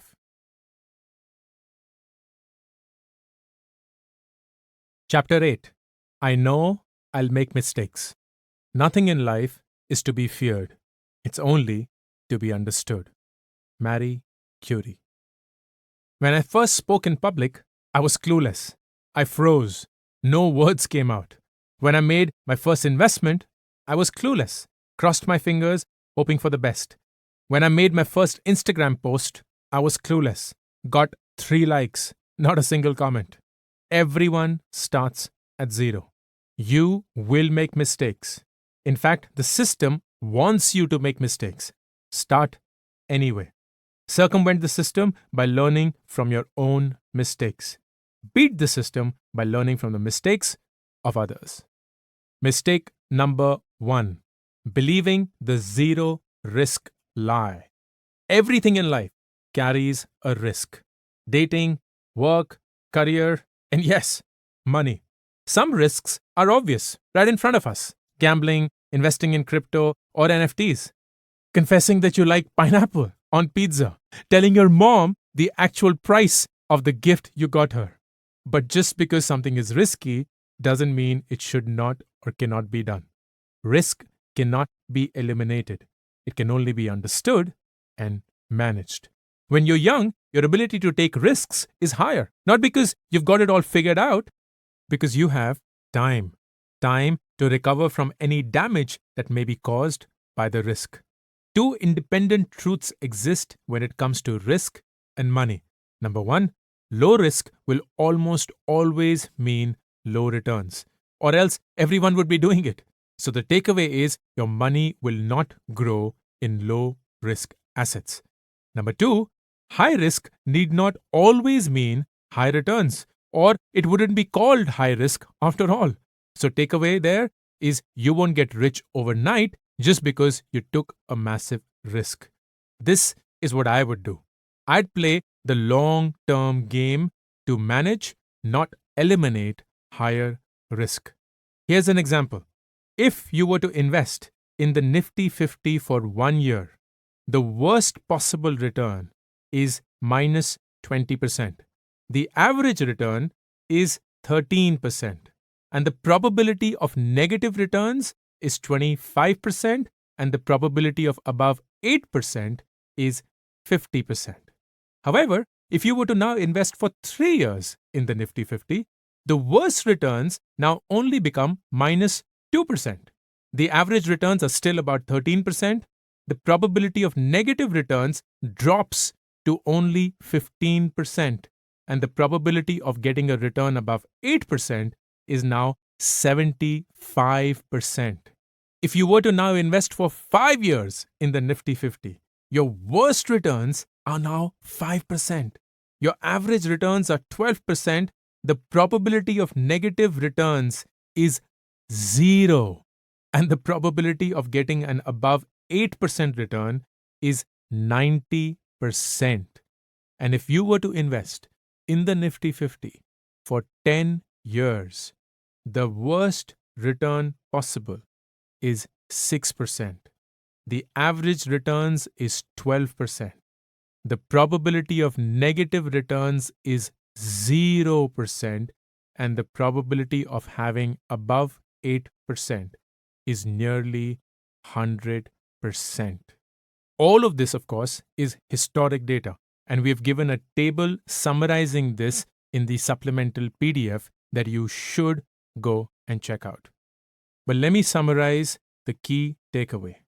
If you invest in Nifty 50 for a year, there's a 25% chance that you will lose money. Only a 50% chance that you will beat inflation, which is 8% returns pre-tax. If you invested in the same index for 5 years, there is 0 chance based on past data that you will lose money, and a 90% chance that you will earn above 8%. And if you invest for 10 years, the chance of earning above 8% goes to nearly 100%. Did you eliminate the risk? Nope. You managed it through time. Smart. Mistake number 2. Short-term thinking. YOLO is a drug. It intoxicates us. It makes us believe that all money earned should be spent. Live for today. You only live once. No, you don't live only once. You live every day. And you're going to live for a really long time. During this long time, there will come a phase where your income will stop. You will want to make a big purchase, or 10, for which you will need a lot of money. You will have an emergency situation, or 5, where you will need a lot of money. The need for instant gratification, it's costlier than you think. Live well today. Also, live responsibly. Budget. Max 30% of your income for your desires. Minimum 20% for your future. Keep that YOLO meter on, monitor it, do it for yourself and for those who will walk beside you. Mistake number 3. Ignoring inflation. Inflation isn't some abstract concept you read in books. It's real. Picture this. You've saved 1 lakh. Awesome. You keep it snug under your mattress. A year goes by. You still have 1 lakh under that trusty mattress. Yay! That's awesome, no? No. It can't buy the same amount of stuff as it could last year, though. That phone or that vacation, they've become pricier. Blame it on inflation, the silent money eater. It erodes your money's purchasing power, bit by bit. Think 5% inflation yearly. Your 1 lakh is just 95,000 after 1 year in terms of buying power. After 2 years, closer to 91,000, like a slow leak. 10 years go by, without smart investing, your money feels more like 50,000. Ouch! When weighing your investment returns, don't just look at the absolute number. Factor in inflation. If your investment earns 5% and inflation is 5%, your real return is 0. Inflation is real and it's relentless. Then there's that thing about reported inflation and your personal inflation, aka lifestyle inflation. The 5% that the government announces, it's quite possible that your expenses are growing faster than that every year. That's because you're not the average spender. You spend on things not everyone spends on. Your unique spending patterns like frequent dining out, latest fashion buys, entertainment, and travels are different from others. For many, the real inflation rate may hover closer to 8 to 9%, which means if you want your money to grow, you have to earn at least 8% post-tax every year. Did I mention inflation is real and it's relentless? Mistake number 4, ignoring taxes. Everyone thinks that taxes are a bummer, something we want to avoid. Painful. Flip the script. They are badges of adulting success, a statement of your financial well-being. You're making money, so you're paying taxes. It's proof of your work. In the supplemental PDF, we've attached 2 QR codes that you can scan to get a complete guide to tax planning. One of the QR codes takes you to the complete guide to tax planning for salaried peeps, and the second QR code takes you to an Excel sheet for tax tips for freelancers. Let's talk about capital gains tax. Capital gain is the profit you make when you sell an equity asset, stocks, mutual funds, ETFs, for higher than its purchased price. Capital gains tax kick in only when you sell. For example, you bought stock for 500, its value is now 600. On paper, your profit is 100. You don't pay tax on this. It's an unrealized gain.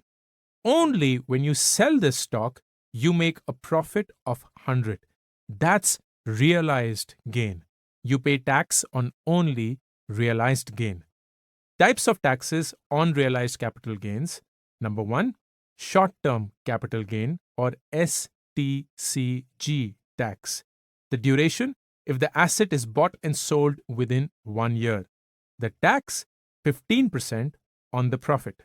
The second type of tax is the long-term capital gain or the LTCG tax. The duration, if the asset is sold after a year of buying it. The tax on this is 10% if your profit is greater than 1 lakh. If your profit is less than 1 lakh, no tax. Finally, taxes are a real thing. Research, save when you can. File your returns every year or get an accountant to do it for you. Mistake number 5, living beyond your means. Swipe, click, buy, repeat. New gadgets? Got it. Super cool sneakers? Bought. Ordering in every night? Why not? Eating out every weekend? Absolutely. Thanks to credit cards and easy to get EMIs, we think we have more money than we actually have. We earn 1 rupee but spend 2. Then we want to earn back the money we have lost. So we make more mistakes. Fall for get rich quick schemes. Gamble. Do not spend money that you do not have. Mistake number 6, ego. Ego is like your social media filter, the Insta you versus the raw, unfiltered you. We spend our lives trying to keep our ego happy. What will they think of me? How can I shine brighter? What can I buy that others will want? Take a moment. Track your expenses for a week, just 1 week. How much of it truly sparks joy? And how much is for others? If it's for the world, it's your ego. Leave it at the door. The ego is difficult to tame, but it's exhausting. It's financially draining, and you end up playing someone else's game. Acknowledge the ego, face it, then rise above it. Stay true to yourself. Stay authentic every single time. Mistake number 7, not understanding the dark side of compounding. Compound interest is a double-edged sword. It can be your best friend or your worst enemy. Just depends on which side you're playing on. Compounding is great for investments, a nightmare for debt. For those with high interest debt, compounding turns into the evil villain, paying interest on interest. The reason it feels like the outstanding amount on a credit card just never seems to go down. Taking a loan can be a good thing to help build assets like your education, to help you save money, to help refinance high interest loans. Taking loans at high interest rates can be a terrible thing.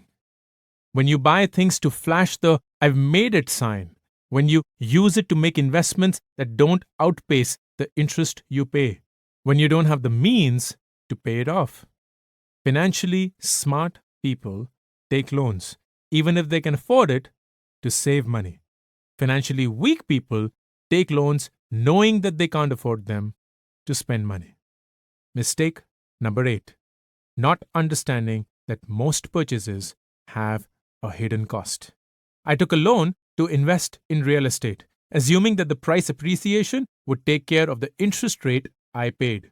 I forgot the hidden fees: registration, the brokerage, the capital gains tax on selling, taxes and inflation. Yep, missed those too.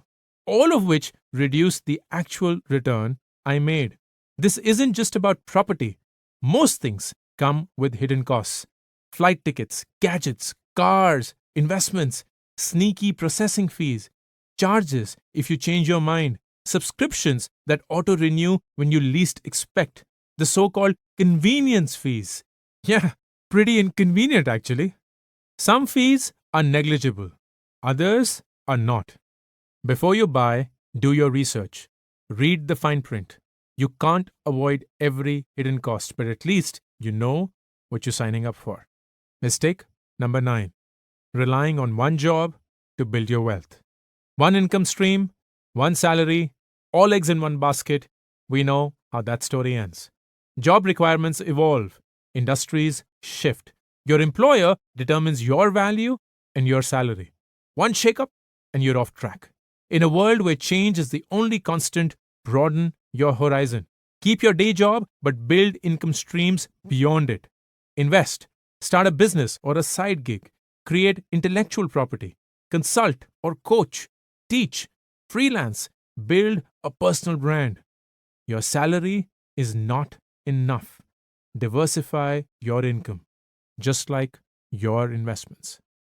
As Robert Kiyosaki in Rich Dad, Poor Dad wonderfully said, "My poor dad said, I can't afford it. My rich dad asked, how can I afford it?" The first one lets you off the hook. The second one forces you to think. Mistake number 10, not creating a margin of safety. Hope is great. Blind optimism is not. The most important thing is to plan for this one question: what if things don't work out as you think they will? Always have a buffer. Build that emergency fund. Get health insurance. Get life insurance, especially if your family leans on you financially. Hope for the best. Prepare for the unexpected. Mistake number 11, believing that someone can get wealthy only by taking from someone else. Growing up, I hated money. We didn't have it, so I thought it was the cause of all our problems. I hated rich people as well, because why do things in half measures? Hate everything and everyone. I thought they were shrewd and corrupt. I believed that someone got rich only by driving someone else to poverty. Wealth was a zero-sum game to me. Today, I realize that my ignorance about wealth drove my emotions. Everybody can create value. Everybody can build wealth. It doesn't have to come at anybody's expense. There can be multiple winners in the game of money, in the game of life. Mistake number 12. Believing that investing is a quick race to riches. Investing is not speculation. Investing is not making money to impress someone. If done right, investing your money can be one of the most fulfilling things you do. If done right, investing is a long-term game to build wealth. The fastest way to become wealthy is to go slow. The earlier you start, the better. The longer your money is invested, the better. Growing up, I saw queues for everything, from milk to phone connections. We had no choice but to be patient, and so we learned patience. You might not know that world, but teach yourself patience, because life's best rewards take time. Mistake number 13. Not realizing that the system is designed to keep you poor. We've been trying to play the system our whole lives. In reality, the system has been playing us. The system wants you to take loans at high interest rates. It wants you to keep spending on credit cards. It wants you to desire things and buy them on EMIs. It sells desires. It sells aspirations, even if you don't have the capacity to afford them. It sells ideas of success, even if those ideas are not your own. Pay later. Pay the bare minimum. That's how it earns. The system wants you to burn your money in an FD. It offers you interest rate equal to or lower than inflation under the garb of safety. Money that they can then loan you back at higher interest. The system encourages you to have one job, to be dependent on that one income stream so that you can take loans, so that you never leave your job. The system endorses the consumerist society. Buy, flaunt, repeat. This is trending, it tells you, implying, shouldn't you get one too? 844 people bought this, it tells you, implying, can't you afford one too? The system wants you to make impulse buys. The 15% discount will end in 3.22 minutes. It tells you it's super convenient. One click buy and you're done. The system draws battle lines between you and your friends, you and your peers, you and the world. The system makes us want what the other has. As Montesquieu wonderfully said, if you only wish to be happy, this could be easily accomplished. But we wish to be happier than other people. And this is always difficult, for we believe others to be happier than they are. As we end this chapter, I want you to think about this. Perfection isn't the starting line. Action is.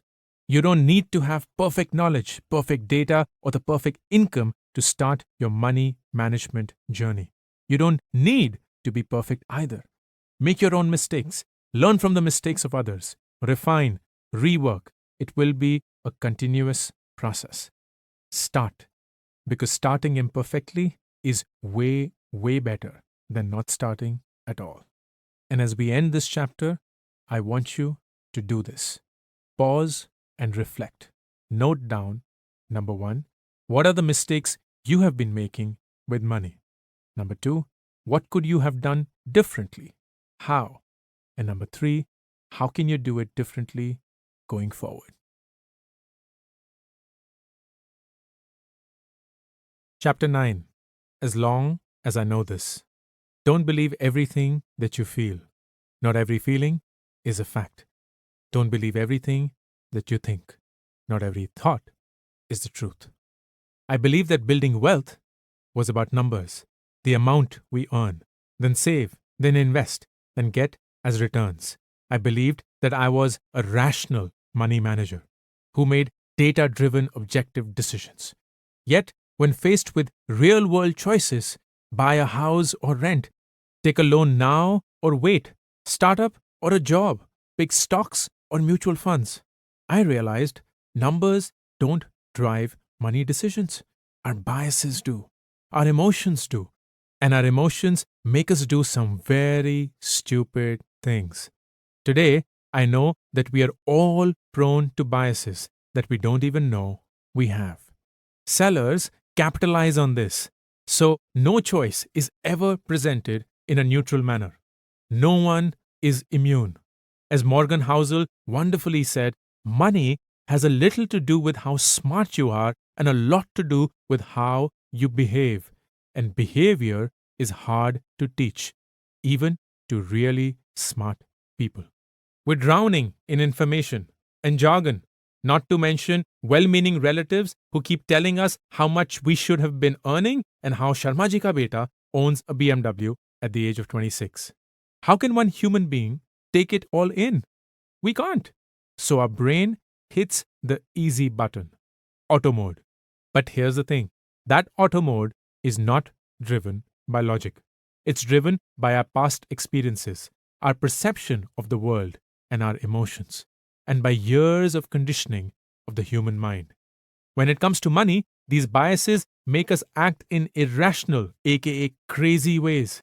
If you're aware of these biases, you're halfway to winning already. Skim through this chapter. If you find yourself saying, "Oh my God, this is so me," you know what you've got to be watching out for. Bias number 1, anchoring bias, relying too heavily on the first piece of information you receive. Say you're shopping for a phone. The first one you like is for 75,000 rupees. No way. Way over your budget. The next one you like is for 45,000. Oh, that sounds like a great deal. You buy it, even though it was above your budget. Because anything below your first reference point, which is 75,000 rupees, seems like a good deal. The first 75,000 anchored you. If you don't have your own anchor, you borrow someone else's anchor. Now, say you're buying an apartment. You're not too sure about the prices in the area. Along comes the agent. Another flat here just went for 70 lakh rupees. Boom! The anchor has been dropped. You will now end up buying something around 70 lakh. Anchoring bias is like having a financial GPS that's stuck on the wrong destination. You'll keep following its direction even when you've long since missed the turn. Bias number 2, availability bias. Easily recalled, easily available information gets the VIP treatment from us. Our brains love the freshest, most accessible info, no matter where it comes from. We hear of a colleague who got rich investing in a specific company, we want to jump in. We see headlines on a major stock market dip, it's trending everywhere, we're ready to panic sell, even if long-term trends suggest stability. We hear of a hot new crypto on social media, people posting that they've made lakhs in 3 days, we want to know how to buy in ASAP. We decide based on what is easily available. We decide based on what we remember most. The buzz from cafes, social media, and viral news, those become our financial compass. We don't question the reliability of the information. We prefer wrong information to no information. Anything silent or invisible, we downgrade. It doesn't need to be the truest thing as long as it is the loudest. Fight availability bias. Choose logic over hype. Choose facts over fiction. Every single time. Availability bias is like a Netflix recommendation algorithm for your brain. It keeps suggesting the same old shows or thoughts because they're easy to recall, even if there are better options out there. Bias number 3, loss aversion bias. We care more about avoiding losing 1,000 rupees than we care about winning 1,000 rupees.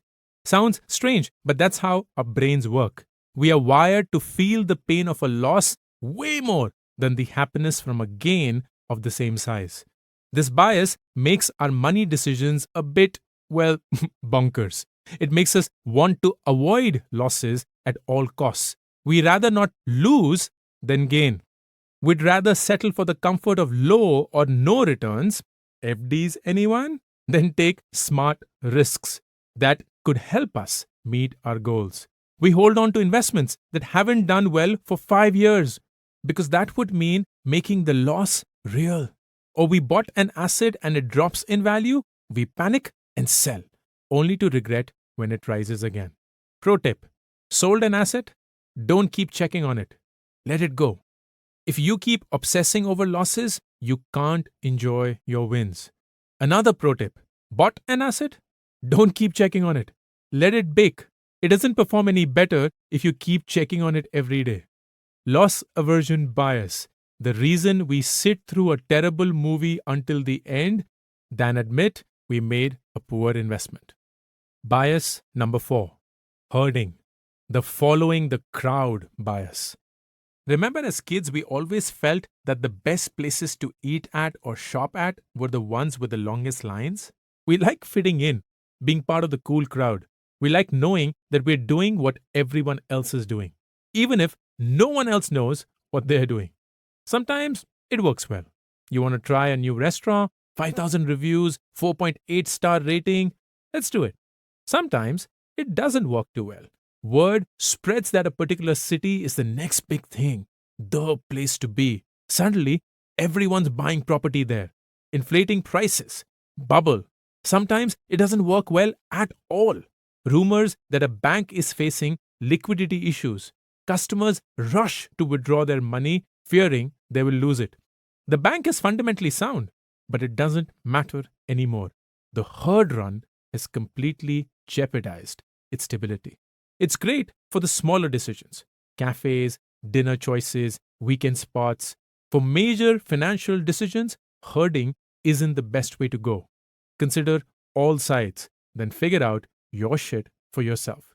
Investing with the herd is like following a GPS blindly. You might end up being stuck in traffic, but at least you're not stuck alone. Bias number 5: the ostrich effect. If it's negative information, you don't know, and you don't want to know. Say you've been spending a lot lately, more than you should, swiping that card, raking up some debt. You know you should check your bank balance, but you don't.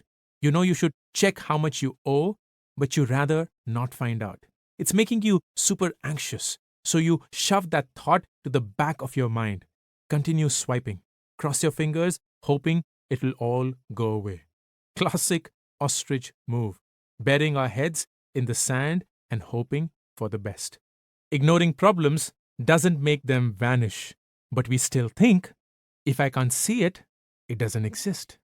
The ostrich effect, because burying your financial problems in imaginary sand is easier than facing your bank statements. Bias number 6: decision fatigue. We make worse decisions at the end of the day. We make worse decisions when we are tired. Apparently, an average adult makes about 35,000 decisions a day. Yep, that's a lot. As decisions pile up, the quality drops. The brain wants shortcuts when it's tired. We enter the who cares territory, where all decisions are made on impulse. Hello? Decision fatigue. We spend at least 8 hours a day working for money. Best not to let decision fatigue attack the same money. The best thing is to reduce money decisions wherever you can. Number 1, automate. Automate bills, investments, and savings to go out directly from your account. Fewer money decisions, less stress. Then apply automation to your life. What else can you run on auto? Number 2, keep things simple. Minimize the number of bank accounts you have. Minimize the number of cards you have. Less tracking, less juggling.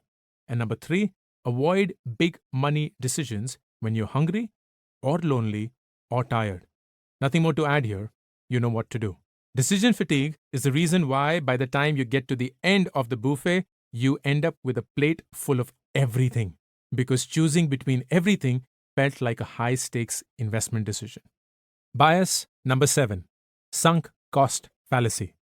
We've already started, so we may as well keep going, even if things aren't working for us anymore. We stick with the plan because we've already invested time, effort, or money into it. even when it's clear we're chasing a lost cause. Say you've been working on a startup idea. It's not getting anywhere, but you continue pouring money into the idea because I have spent years working on it. You have to make it worth it. No, you don't. Not if it stopped making sense a long time back. Same with money. Sometimes investments don't pan out. We continue with them anyway. We can't lose a rupee of what we've invested. Yes, you can. If it's not working, it's not. If it's gone, it's gone. Look at your choices as separate events instead of one big scenario. Don't throw good money after bad money. Rather than doubling down, admit a bad choice and move forward, onwards and upwards. The sunk cost fallacy, where yesterday's losses become today's excuses for tomorrow's bad decisions. Bias number 8, gambler's fallacy. Past events will influence future events, even if those events have nothing to do with each other. You tossed a coin 9 times, and shockingly, all 9 times you got a heads. Let me ask you, what is the likely outcome of the 10th toss? Chances are high you will say tails, because the universe owes us a tails after a string of heads. Sorry, brain, that's not how probability rolls. There is no correction process due. Every coin toss is independent of the last. No hidden memory, no vendetta, only chance. Our brain makes us only notice the times when 2 things coincidentally appear next to each other, and we ignore all the times they don't. So we jump into a stock just because it hit its annual low. It has to climb now. No, it doesn't. Or we sell fantastic stocks fearing that their winning streak is too long. They have to come down now. No, they don't. Each event is a beginning, not a continuation of previous events. Lead with logic. Believing in the gambler's fallacy is like expecting Domino's to bring you a pizza with a different topping this time because you had the same one 3 times in a row. Sometimes you just get what you ordered. Bias number 9, framing effect. No information is presented in a neutral manner. Given 2 options, we'll always pick a story we like. Our choices are based on presentation, not content. Sellers are on to this. Consider this: 70% fat free versus 30% fat. Same thing, different presentation. The way it's spun makes all the difference. Here's a trick question.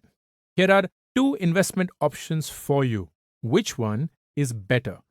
A well-diversified portfolio that has a 70% chance of gains, or a well-diversified portfolio that has a 30% chance of losing money? Okay, it wasn't tricky. It's the same thing, framed differently.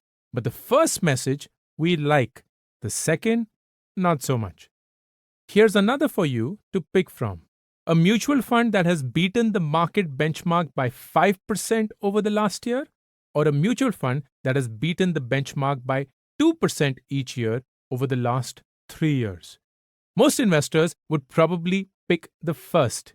It shows the highest rate of return over the immediate past year. But in reality, both tell us nothing about the future. Everyone loves a good spin, but watch for the framing. It's the facts that count, not just the pretty parts. The framing effect is like putting a fancy frame around a potato and calling it art. Don't let a pretty picture make you forget you're still dealing with a potato. Bias number 10, mental accounting. Our brains label money like filing stuff in folders. Each label changes how we feel and use that money. Mental accounting is our brain's slightly weird cashier. It helps us keep track of what we spend, gives us a ballpark for a fair price, allows us to make quick decisions. But sometimes it's too creative. It tells us that all money is not equal. It depends on how we earned it. You find 500 rupees on the road. Party money! Let's go, guys. Dinner's on me. But what about that phone you were saving for? Nah, this isn't phone money. This is lucky treat yourself money. Same with birthday cash or tax refunds or sudden windfalls. Surprise money just feels different. Easy come, easy go. It depends on how we use it. 150 every day on a cup of coffee and two samosas? Cool. But a one time 5,000 buy? Whoa, let's slow down. Can't afford that. It depends also on how it makes us feel. Paying 5,000 in a restaurant in your city versus paying 5,000 in a restaurant in Goa. In your city, you're outraged. Bro, are they kidding? In Goa, it's all about the feels. Our logic takes a holiday along with us. Same with buying a drink in a movie theater, at a cricket match, or a concert. We're willing to pay twice as much. After all, the supermarket doesn't give you the same experience. We think that circumstances are different. Unfortunately, the impact on our bank accounts is the same. Companies are onto this. Credit cards like a magic wallet of never ending money.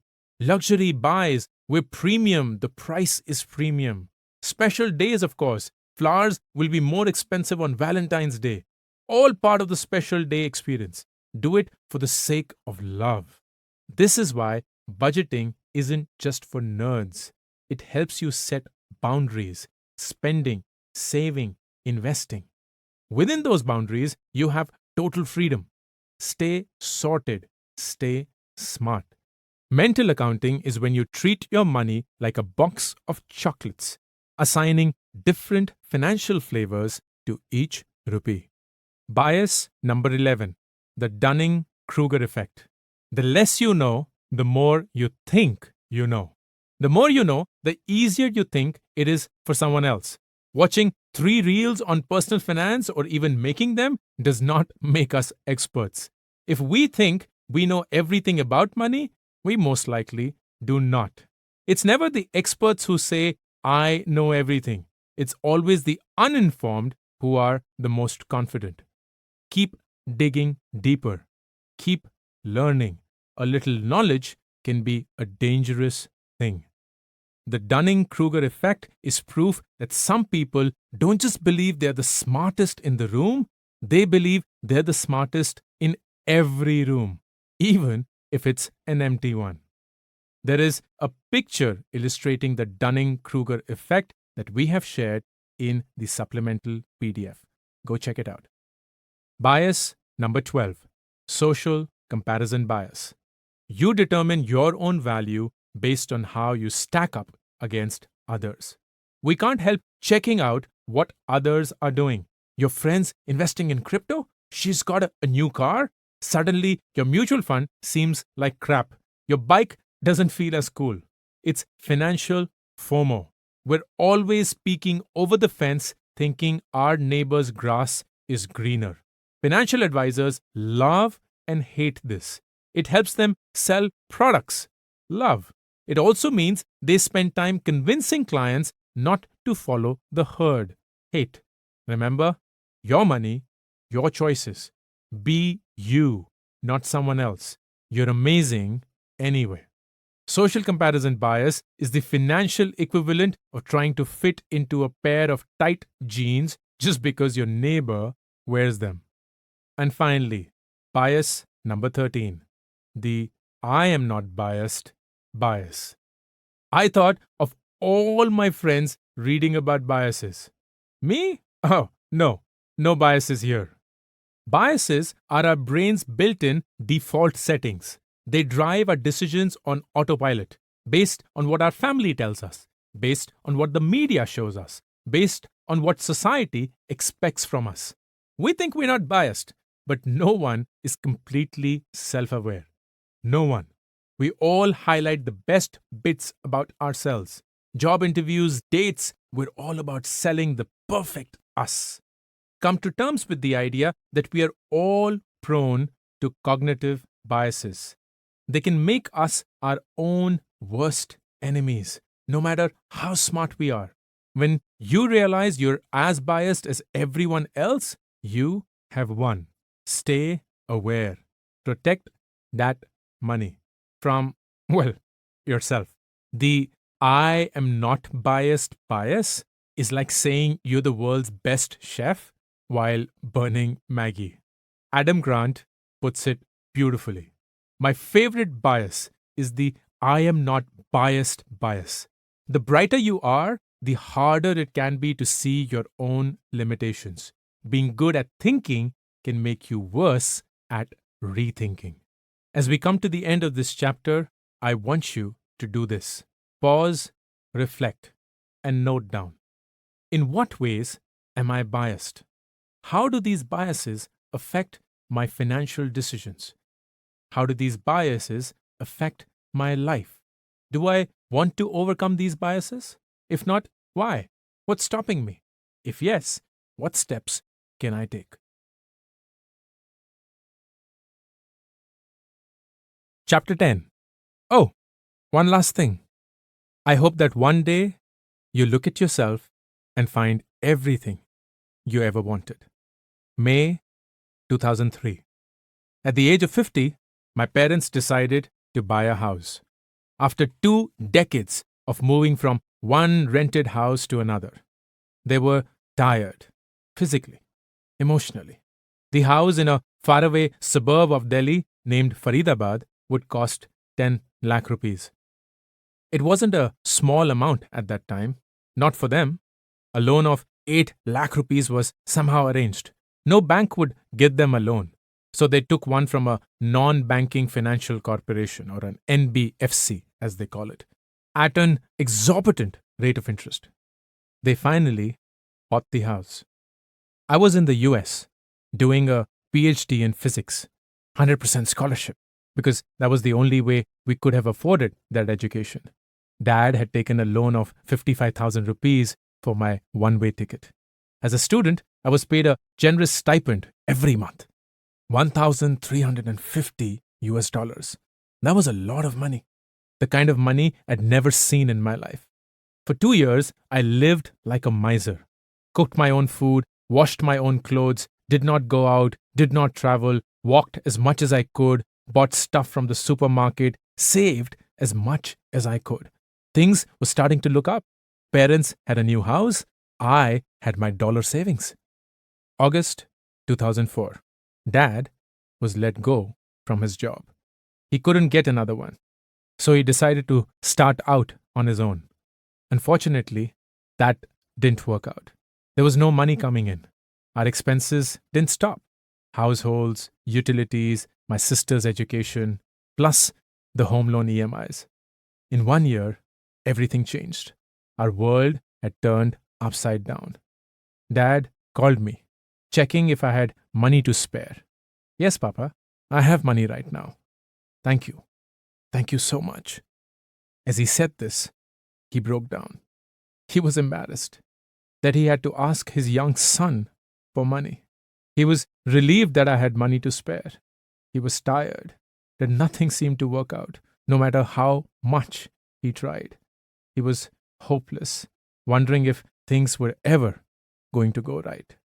At that moment, I hated money, hated what it had done to us in all these years, hated what it was doing to us. I told myself that I would never let money have so much power over me. I told myself that I would do things differently. I never ever wanted to be in a position where money could rule over me. But I made a mistake because of this attitude. I disrespected money.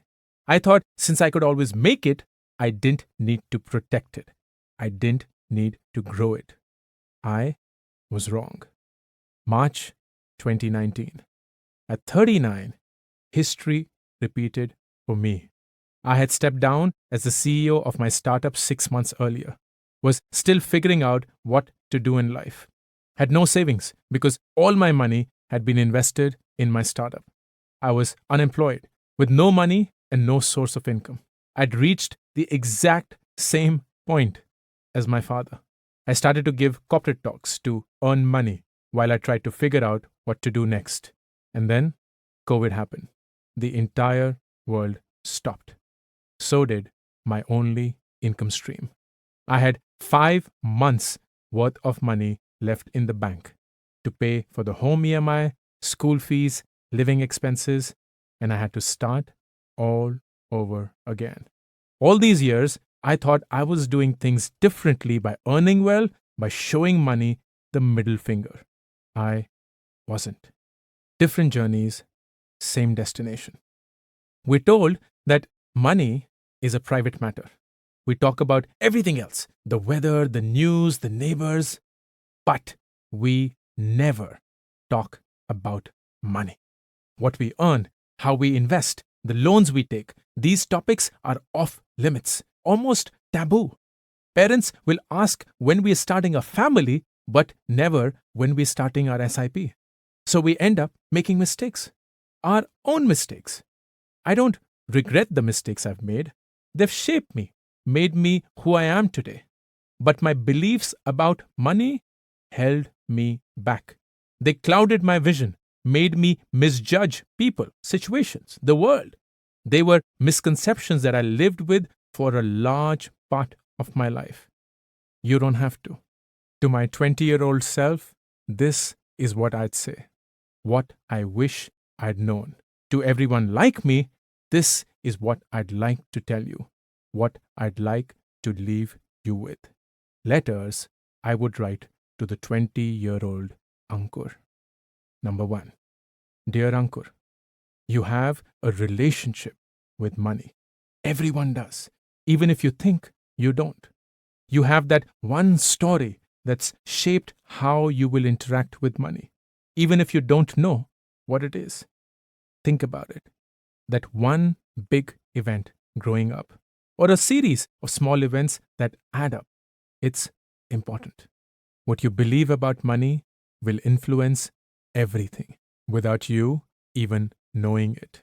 It will drive your career choices. It will have a say in your relationships. It will dictate your emotions, your worries. It will impact your health. Your relationship with money will shape your relationship with life. Love. Number 2.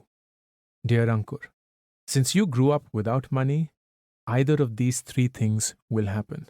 You'll spend your entire life chasing money, or you'll spend your entire life trying to escape money, or you'll spend your entire life going beyond money.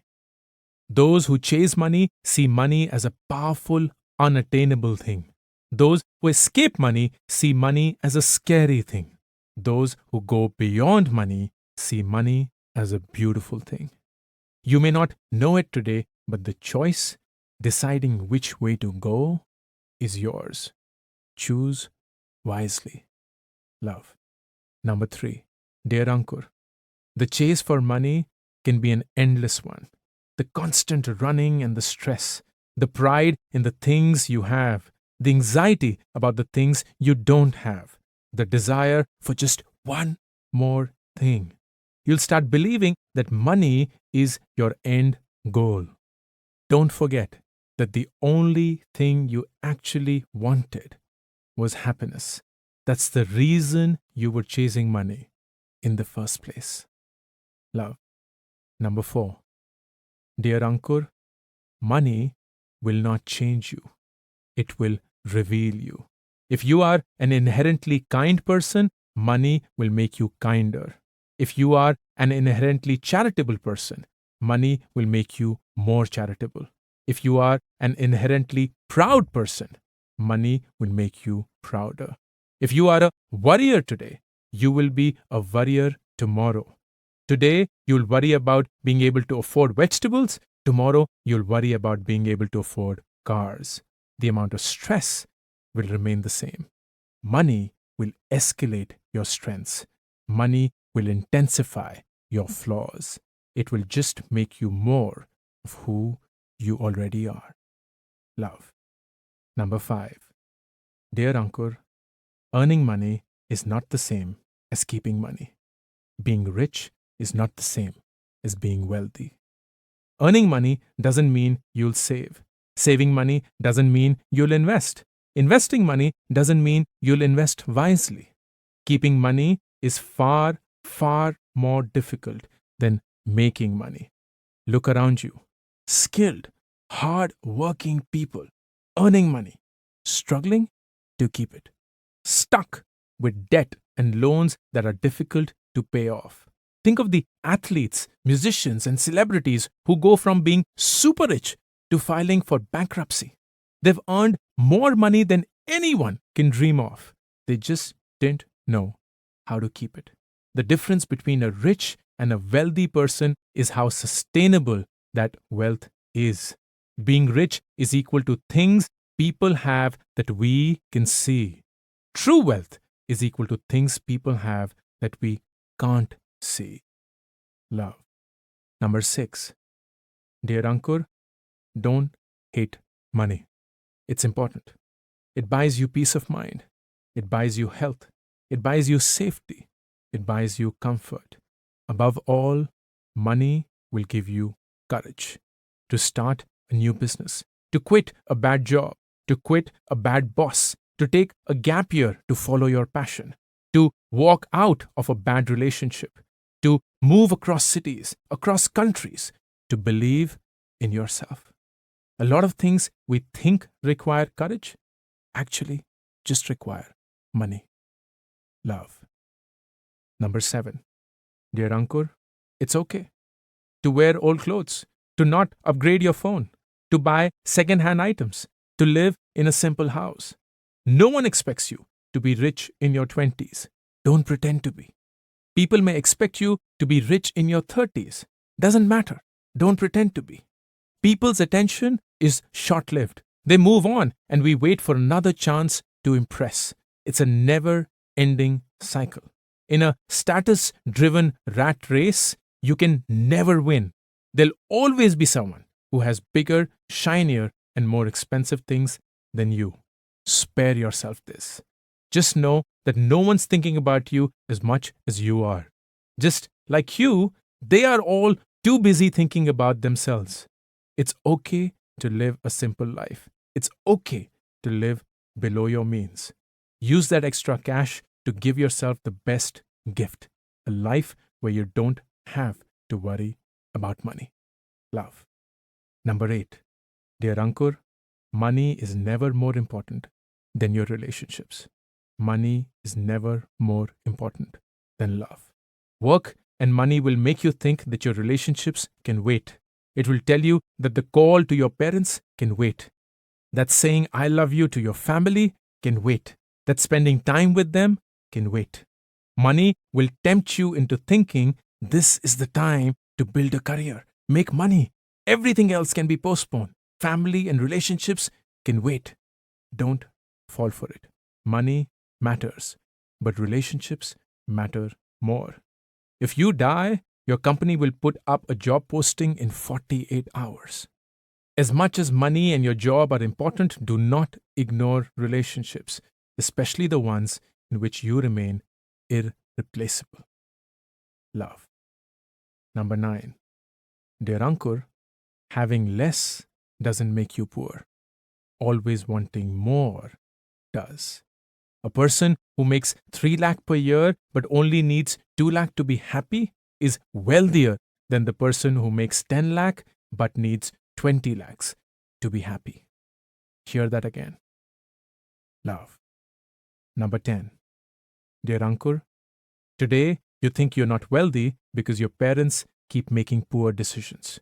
When you look back at your life, you'll realize that it isn't always your parents' fault. The decisions they take may not always work out.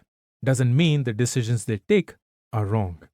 No one knows before taking a decision whether or not it will work out. We only know once we've taken it. Keep this in mind when you're judging others. Keep this in mind when you're judging yourself. Don't be too impressed with yourself. You may not be as good as you think you are. Don't be too hard on yourself. You're never as bad as you think you are. Love. Number 11. Dear Ankur, building wealth and everything worth building requires time, effort, commitment. Saving is hard. Being broke is harder. Learning about investments is hard. Suffering from bad investments is harder. Paying off debt is hard. letting your debt compound is harder. Choose your hard. Love. Number 12. Dear Ankur, no matter how hard the times are, how stuck you feel, how difficult it is, remember you'll figure a way out. Today, all you know is that there isn't enough money.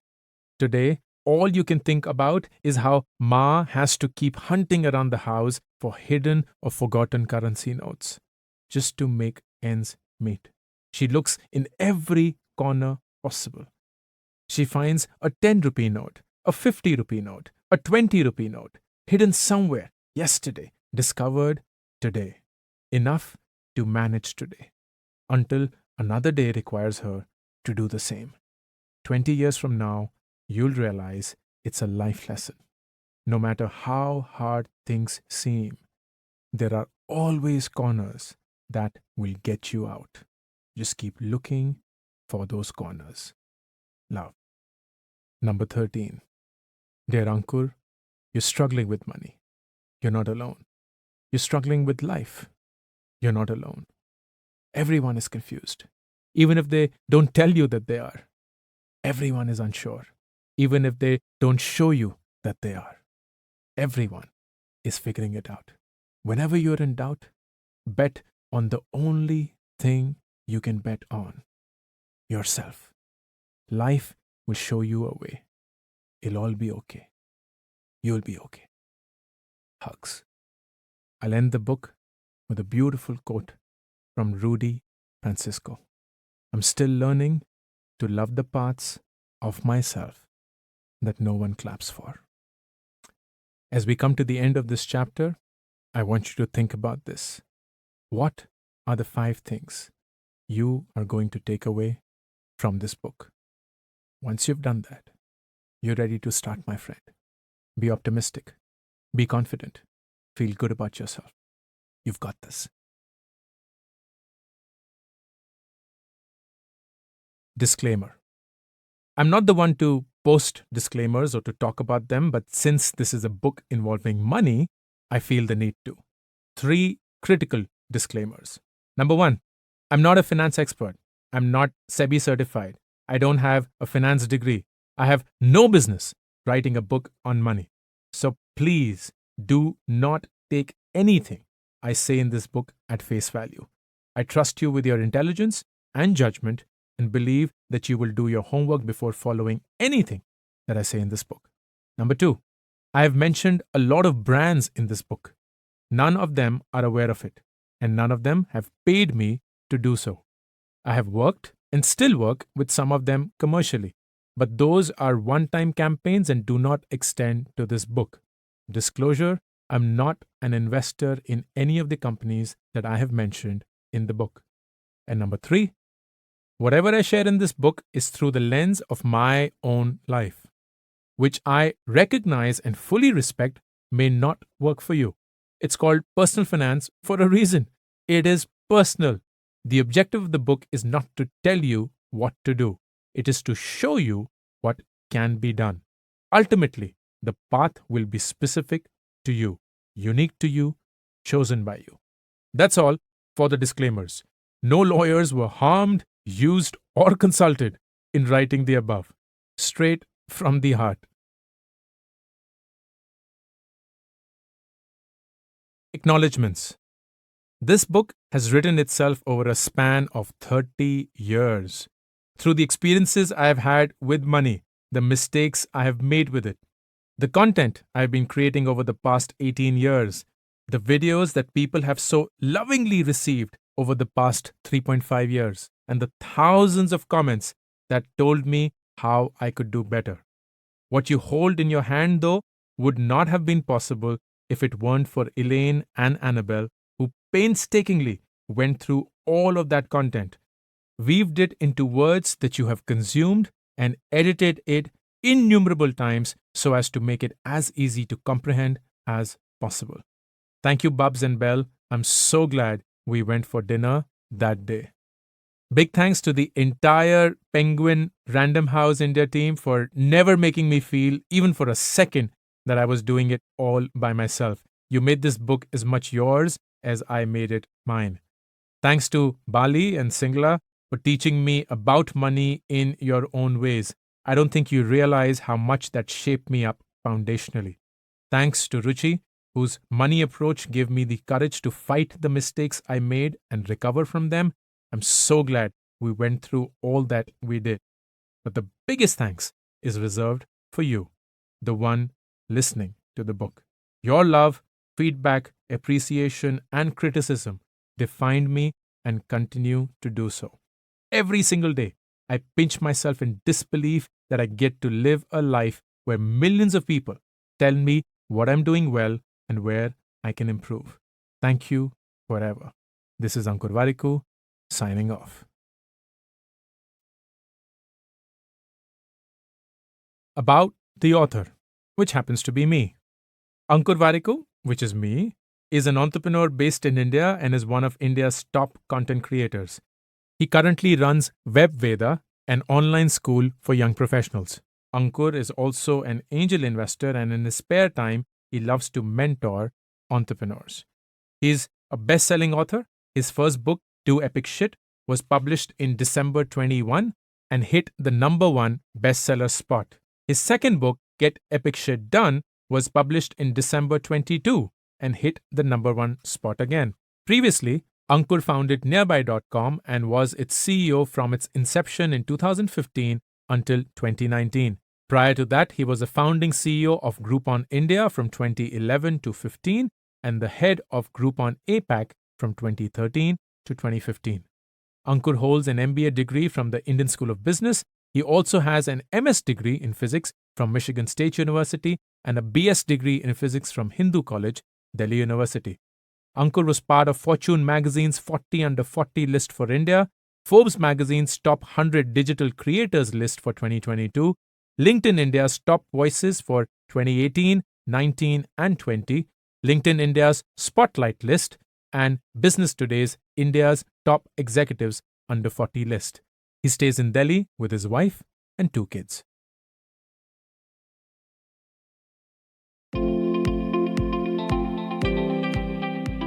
Thank you for listening to this production of Make Epic Money, written and read by Ankur Variku. Production copyright, Penguin Random House India 2024.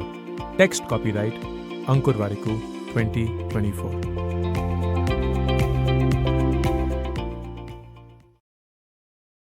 Audible hopes you have enjoyed this program.